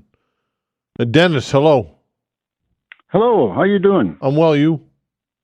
Oh, can't complain. It's a beautiful day outside, so we got to enjoy it while we got it. Indeed. Yeah. So I was just calling to try to put things in perspective a little bit, because there's been a lot of talks on your show and in the news, and Sean that was on earlier there, people are getting all mixed up and we're all wind up because of what's happening in the world. But we have to put things in perspective. So I'm not debating the fact that the Russians have a powerful military, but if you look at what's happening today, right, they're hurting, right? And they're hurting because the Ukrainian military is fighting them and holding them to where the position that they currently have. Mm-hmm. They have to have personnel from North Korea to supply their troop on the ground because they can't replenish their own forces. They have to buy equipment, ammunition from North Korea. They have drones from Syria or Iran or both, right? So they're not as powerful as what some people, might say or believe. I'm not saying that they're not, but you have to look in perspective. For the last 4 or 5 years, whatever long that war's been going on, the Ukrainian force are the one on the ground, and they've been holding their ground, and they may gain in some of the grounds that the Russian actually originally occupied, right? So they're doing a good job. The other thing people have to keep in mind is one of the reasons why the Ukrainian are basically in that deadlock with the Russian is that, yes, the American, the European, the Canadian, we're supplying them with the equipment that they need. We didn't give them everything that they asked, but we did supply some of that equipment.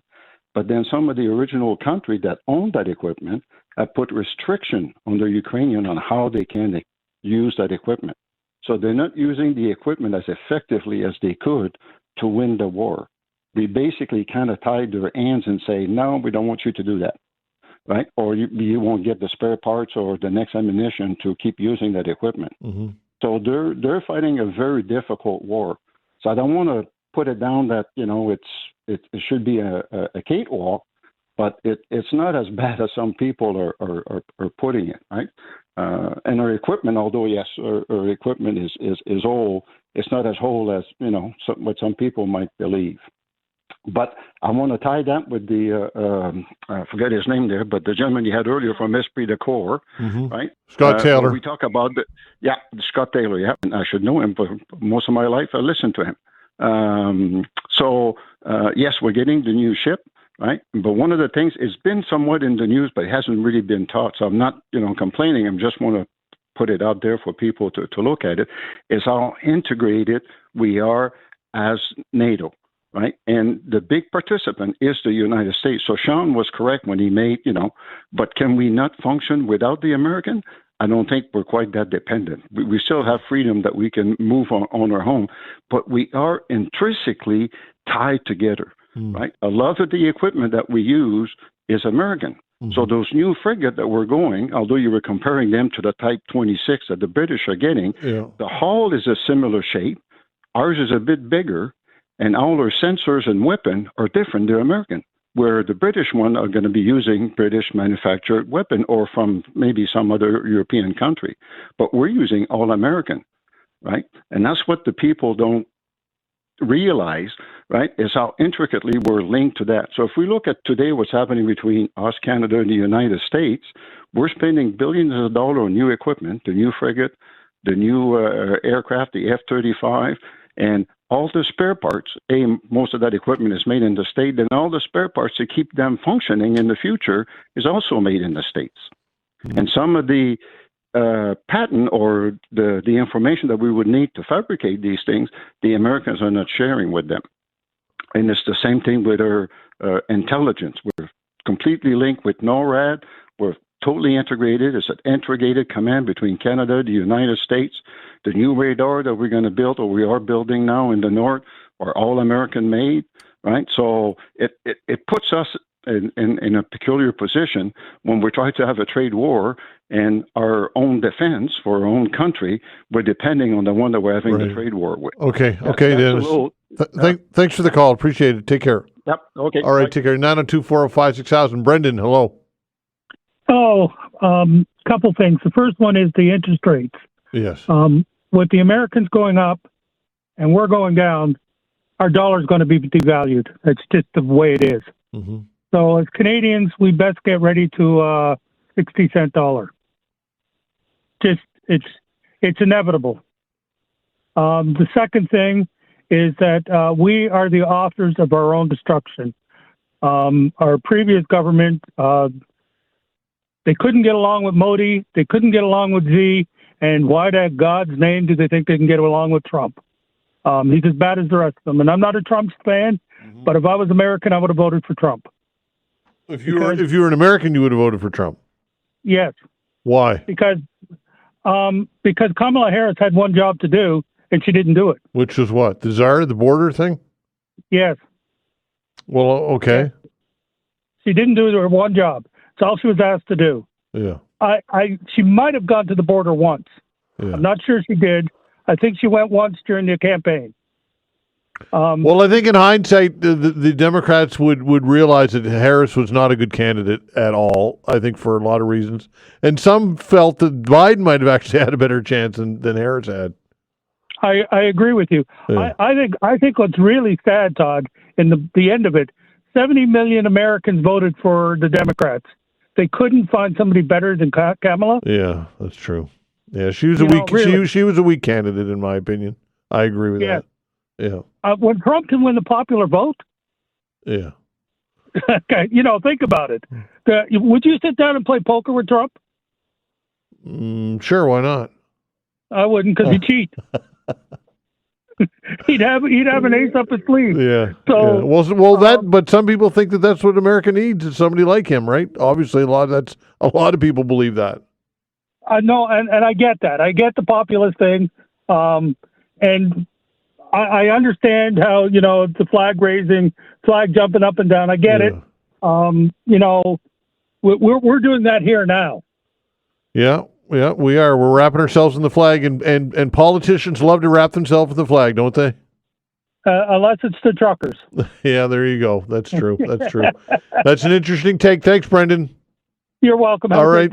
Take care. 902-405-6000. Jordan, hello. Hey, Todd. How's it going? It's going well. Working hard today, pal? Working hard, yeah. Like always, eh? Here. Enjoying the weather, right? We're working outside, so. Nice. I just wanted to touch on that NATO thing there real quick. The states, without them, NATO, I don't think would even exist. They contributed last year $967 billion. The next closest person would be Germany, like the other gentleman said, but they're only at $97 billion. Yeah. No other country is even up close to. UK is right behind there at $82 billion. Canada, we're down there at $30 billion. Yeah. 1.37. We're not at our target of 2%. So why, the states is the major factor. So without them, there would be probably no NATO, to be honest with you. You can't really, it's close to $1 trillion they contribute to NATO. Mm-hmm. Right? So that's all I want to touch on that. Like Sean was right there. They are the biggest factor. I don't know what the other guy was saying, that Germany is the same. They're not even close. They're 97. I'm looking at the charts right here. Yeah. Just quick. Yeah, I'm looking at it as well. I'm looking at the same statistics because it's important that we have as accurate stats as we can. I guess statistics aside, Jordan, what some people feel is that if the Americans completely turned their back on NATO entirely and Europe and completely said you're on your own, would Russia be able to conquer the continent of Europe? And the belief is from many experts that I've read and heard, spending aside and all of it aside, is that task would not be possible. That Russia could not pull that off based on a lot of different variables. And I tend to agree with that. Maybe so, but according to like I said, that's a lot of money, a lot of military, a lot of personnel that are around there. So if they did, who's they? Yeah. But that's I was touching on. And then I want to this whole thing where they're pulling the liquor off the liquor stores and all that. Yeah. I've seen some how silly is that? Like, we already paid for that money. We're not really sticking it to them when we buy stuff from them and then we don't sell it to get our money back. Yeah, that's true. Like, every liquor store I know of has got all the American stuff gone off it, but we literally already bought it. I asked them, they already bought it. Yeah. So why not sell it and then not import any more? Yeah, I think that's what they're doing in Alberta, that they're selling what they have and not importing anymore, because I agree with you. Why not sell it? I agree with that. Get our money back at least and then go from there, but it just doesn't make, it's just, I don't know, just weird tactics that we're... Yeah. It's a weird time, I must say, but I just want to touch on those two things. Okay, there. Thanks, Jordan. Take care. Great. All right, 902-405-6000. Give us a call, folks. What is on your mind today? If you want to weigh in on what you've heard or something else, 902-405-6000. Your calls continue when we come back. Thanks. All right, the Science Files continues with Rob Thacker, St. Mary's University astrophysicist. Give us a call at 902-405-6000. Again, 902-405-6000. Dave, you had a question. Why don't you just reload, I guess, for those who are just tuning in? Well, yeah, basically we have a couple, well, not we, but the world has in watch 2 astronauts that are stranded on the International Space Station. And originally 8 days was their planned mission, and it's now 278 days, I believe, something like that. And their return home is approximately, I think, they're going to attempt in 2 days, which is amazing. Hopefully it'll go off without a hitch. What would they be surviving on? Because, Dr. Thacker, because I mean, obviously dehydrated foods, and where does the waste go? Like, again, I know you're not in the space station or whatever, but I'm sure you would be quite savvy on what's going on up there. And what are they doing to keep themselves basically motivated? And obviously research, abundance amount of research, but maybe you could explain how they are actually surviving, just to survive for sanity reasons, in my opinion. Well, I get cooped up in my place during the winter, to be honest with you. So they've go ahead. They've literally got jobs, right? I mean, so there's a whole bunch of experiments that are being done on the International Space Station at any one time, and you can literally divvy those up, right? And there's always, in scientific research, there's always more things you can do. Trust me, that's not hard to find sort of additional parts of calibrations and so on that they'd be able to do. So I know that they were put on a couple of experiments. I wish I could remember which ones. They just did the spacewalk that was involving sort of like looking for any leftover bacteria on the outside of the shell of the space station. So they're staying busy. They're being paid, right? So they have a job to do. Hopefully handsomely. Yeah. I actually wonder about that. That's the one thing I don't know, what their pay is in this situation. Right. But in terms of the food... Typically, the International Space Station is supposed to have a few months of food on board, and so they also have a reserve. I think it's like a 45-day reserve. That's just in case a resupply mission goes wrong. But as I remember, fairly soon after this happened, there was a resupply mission that was sent up. So I think they sort of like stocked a extra few sort of like bits of food and so on for them. But there is quite a lot of food on the space station. And obviously with water, any situation with urine, the urine is all recycled. The heavier stuff, I'm not sure what happens to that. That's a good question. I don't think there's an easy way of recycling that, although they may extract moisture from it to get the water out of it. But that's I know that they certainly recycle the urine. That's something that is quite important to the survivability, because you need a lot lot, right? And so I would say, dehydration, of course, would be dry and what have you in there. So, let's hope and pray for their safe return. That's for sure. Yep. Thanks, Dave. Appreciate the call. All right, take care. 902-405-6000. Hi, Paul. Yes. Good morning. Good afternoon, I guess. Dr. Rob, my question has to do with color blindness. Okay. I've got some family members that are profoundly colorblind. And as I understand natural selection, traits that give an advantage tend to get passed on. Mm-hmm. And traits that don't, they tend to disappear. Yep. So why are people colorblind? I mean, it doesn't make sense to me. Do they have some sort of an advantage that we're unaware of, perhaps? Any ideas on that? So that's a really interesting question, and I'm not enough of a biologist to be able to give you a cogent answer. In fact, I think you'd have to be a vision specialist to really understand this one. I guess is there something red-green, I think, is the most common one, if I remember. And that strikes me as slightly unusual in the sense that red and green are quite common colors in the environment. So that's something I would have thought you strongly do want to keep an ability to differentiate. So long and the short, you would expect if there was a significant evolutionary advantage to having the full ability to distinguish, then you're right, the trait would have died out. But I sort of wonder about how the genetics of the mutation happen. Right, that's something that I would like to know about, whether you can have it just sort of like crop up in people who have normal vision at any one time. Right, that's another thing that I don't know enough about to give you a straight answer. So I think there's quite a lot of things to think about rather than just the evolutionary perspective. Okay. Well, how come we can't see ultraviolet? Wouldn't that be an advantage? So if you're a species of bird, then yes, because their plumage works in ultraviolet in many cases. But we're just not adapted to that because we haven't found a particular value in that. We have bigger eyes, so we can generally sort of like focus longer wavelengths and so on. So I think there is a tendency, if you have a smaller eye, there will probably be an adaptation towards shorter wavelengths, but that's a huge generalization. I could be wrong with that. Okay. I pity my brother-in-law. He only eats the blue Skittles. So. Okay. Anyhow. All right. Well, thanks for that. Okay, Paul, thanks. Take care. 902-405-6000. That is the way to reach us. Again, 902-405-6000. This story on the BBC, you sent this along to me, and interesting for sure.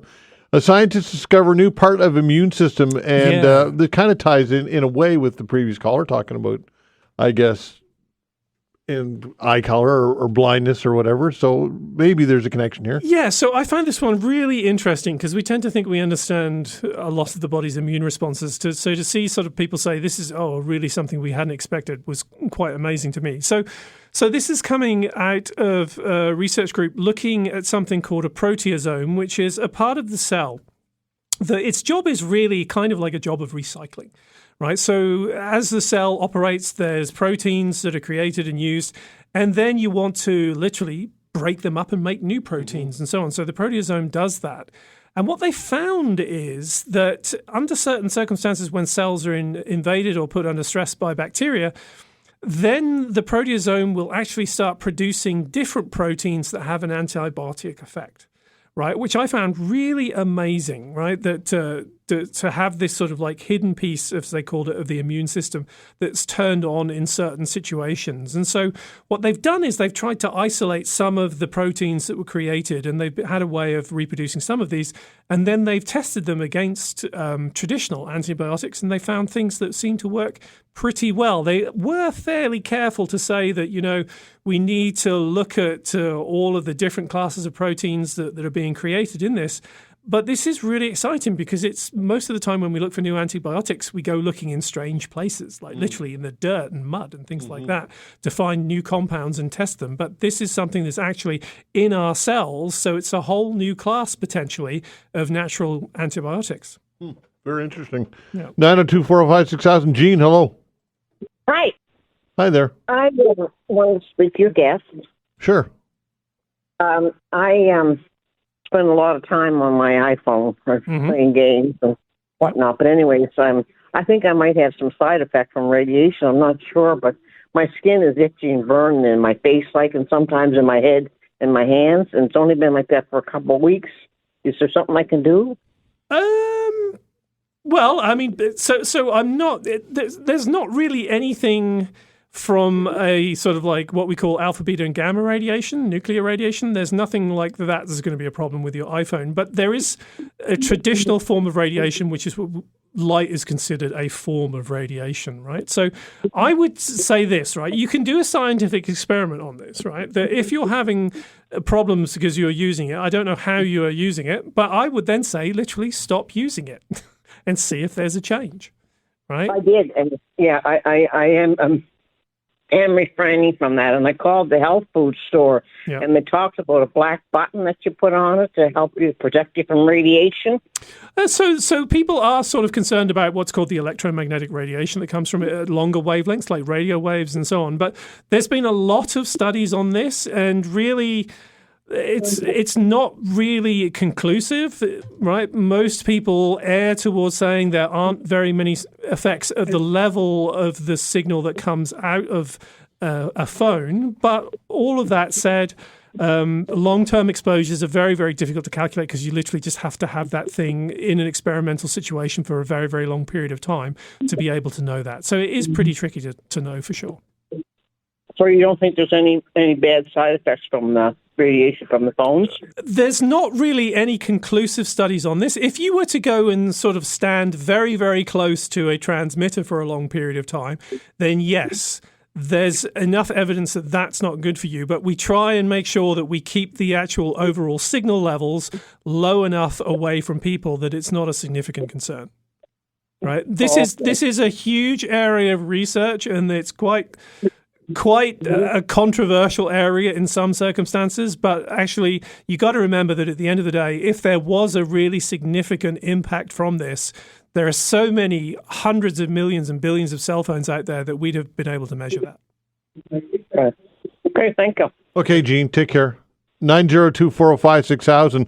It's interesting, though, because I can remember going through back in the day when I was a young reporter. I'm talking a long time ago. Mm-hmm. I worked for a newspaper, and I was looking at in their archives back in the 50s and 60s. I can't remember for what for. This was an old newspaper, and one of the advertisements was for a product that was insulation in an attic, and we found out after the fact that this insulation was indeed it was bad for humans. I'm not unsure if it was asbestos or exactly what it was. I mean, asbestos is brutal for humans. Right. Yeah. But anyway, it kind of struck me at the time that this was once considered safe. So I thought to myself, what perhaps might we be living with today that's in our environment that we now feel are. It's inevitable that there would be things that we would be exposed to that 30, 40, 50 years from now, not to fearmonger, but I think in any generation that would be the case, that they'll find out in hindsight that things were not good for you. But that works in the context of the scientific method, though, right? Because when you initially try and do studies, you can't evaluate low-level, long-term exposure because you literally don't have the timeline to do it, right? Yeah. So you literally become aware of the impacts over a long period of time, right? Now, cell phones have been around for a long enough time now that at least, 25 years, right? And so that's a pretty long timeline, although admittedly they weren't ubiquitous 20 years ago, right? Not everyone had them, whereas within the last 15 years, I say pretty much everyone does have them, right? And so if there is anything that crops up on the sort of like 15 to 30 year timeline, then we should start seeing that around now, right? And I'm not aware, and what that really means is statistically, it's really hard to detect anything versus all of the other things that can happen. Right, because people often talk about, someone got a tumor in their ear and whatever, but those things happen naturally as well, right? Yeah. And then if it's a very, very low probability, then you just can't separate them. It becomes really hard to do that. And that kind of study is just really difficult to do. And so then most of the time people say, we don't know, we can't separate the two things. Yeah. So we think whatever it is, it's a low probability anyway. Yeah, I think on a larger scale, we could look at what things like social media are doing to people, and that's quite a social experiment, right? Well, but the people are looking at that in great detail, and the results from that are pretty not good. Yeah, how so?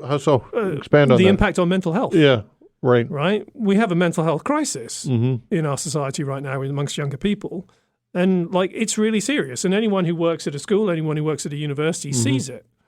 Right? And what have you done? You've put addictive interfaces in front of an entire generation of people. You've changed their brain development to be dopamine dependent. And now you have the byproducts of that a lot of them are just have really a psychosis. You try and take their phone away from them, right? And they literally have separation anxiety, being separated from their phone, right? So that is a real concern, right? And I know, and I'm not going to say where, but having spoken to people at universities, there are a number of universities that have an enormous number of students who note that they have mental health concerns.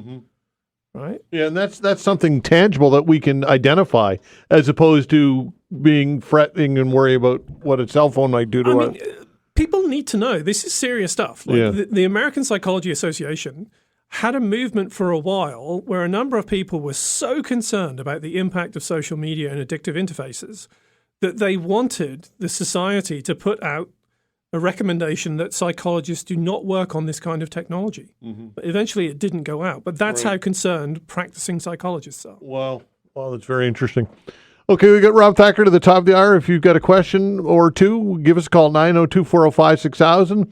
Again, 902-405-6000. The Science Files continues when we come back. All right, continuing with your calls, 902-405-6000. Hello, Barry. Hi. Actually, if you want to go online and check, Europe actually matches the United States, the same quality of equipment. The big thing I think that British guy was saying, is if you put everything in Russia, Europe, all the American soldiers that leave, they have to be replenished first, and it would be harder to do. But NATO is actually, you can count ship by ship from each country, and when you total up the 32 countries, we have way more than Russia and as much as the United States. But what I'm going to call about is on Rachel Maddow this morning, the reason Trump can do this garbage is he called a financial emergency. And this is crazy, but so when that happens, Congress gets a special power. And if they think the powers are being exceeded, they can put a stop to it. So the Democrats want to put it to the vote, basically because Republicans say they're maybe when they go back to their constituency say they're not in favor of these tariffs, but 15 days after it's put on the floor, it has to be voted on. So what they did, they wanted them on the record so they could go back and say, hey, he voted for the tariffs. So what the Republicans have done for the rest of this term is to be considered one calendar day. So all these brave Republicans just basically kicked the power back to Trump. Because the only way he can do this, he called a financial emergency. That's the only way the president, without Congress, can unilaterally do what Donald Trump is doing. I mean, that's beyond ridiculous. Okay, Barry, appreciate the call. Take care. 902-405-6000. Sandra, hello. Oh, good morning, Todd. Yeah, a lot of quick things. First of all, I'm looking forward to your upcoming guest on rail transit. That's a no-given, especially in our small geographic province. Secondly, gosh, when it comes to Trump and these tariffs on and off and changes, I don't know, it just occurred to me it sounds like zeros and ones, 1. So why doesn't somebody generate some AI program so that we know what we can predict what Donald's going to do before he even realizes it? That's all I got to say. Yeah, that'd be some type of program. Yeah, simple, right? Yeah. Maybe. And I mean, Ukraine, I'm as proud of them as I am, as proud as being Canadian. And this war, which has been going on for, 3 years now, it's all about nuclear deterrent because the U.S. has more nuclear weapons than anybody. And Russia, I don't know, second or third on the list. So, and also, we know they were invaded. Plus, Ukraine gave up their nuclear weapons in an international agreement years ago. So, I really hope things work out there for Ukraine because it's what Putin's doing to Ukraine and his own population. I'm totally against. The other thing I want to talk about because of everything is. We're integrated with every other country on the planet. We all trade back and forth. We've been doing it for how many years now? I heard recently that the Netherlands is the number one industrial producer of greenhouse food on the planet. And Canada, go figure, I don't know why, is number 2. China has a lot of greenhouses, but apparently they're not industrial. So, and we have that capability, right, to start growing a lot of our own food. And just like this woman said today about strawberries, well, go to Kingswood Market on the Hammonds Plains Road because I see strawberries there all the time. I have all winter from Quebec. So it's so easy. And, in my opinion, screw the fracking because I am totally against that in my province. Start building some greenhouses and get on with the rail and everything else. That's all I have to say. Thank you. Okay, thanks for the call. Appreciate it very much. Here's a quick email from Dennis. Says, he sent me a report from the Kiel Institute, a report, and it says Europe is the biggest Ukraine supporter. The U.S. have the majority control over intelligence sharing, but not all of it. That comes from Dennis. This one from Kenny email says, I'm not sure how to navigate this nonsense with tariffs, but I do know we need to stick together. I'm currently driving to Moncton from Yarmouth to give back GSM Tools their equipment after they announced, confirmed by private email, they will be moving to the U.S. as a result of tariffs. So yeah, I heard a story yesterday from somebody, and it might be the same business, and I think it probably is. That the owner says, look, we cannot in this tariff environment make money here in Canada. and he is moving his operation to the United States. So again, is that patriotic or not patriotic? Well, look, one would say that you got to be able to make money when all is said and done. And if you're a business owner and the jurisdiction that you're living in does not allow that, you got to go where you got to go. Some would suggest that that is not the right approach and not enough solidarity and not being patriotic. It depends on your opinion and your vantage point, I suppose, like everything. Thanks for listening, everybody, and thanks for the calls. We appreciate it very much. I'd like to thank Vanessa Vandeness as well. On the other side of the glass at the control boards, doing a fine job as always. We're back tomorrow, 10 o'clock. See you then.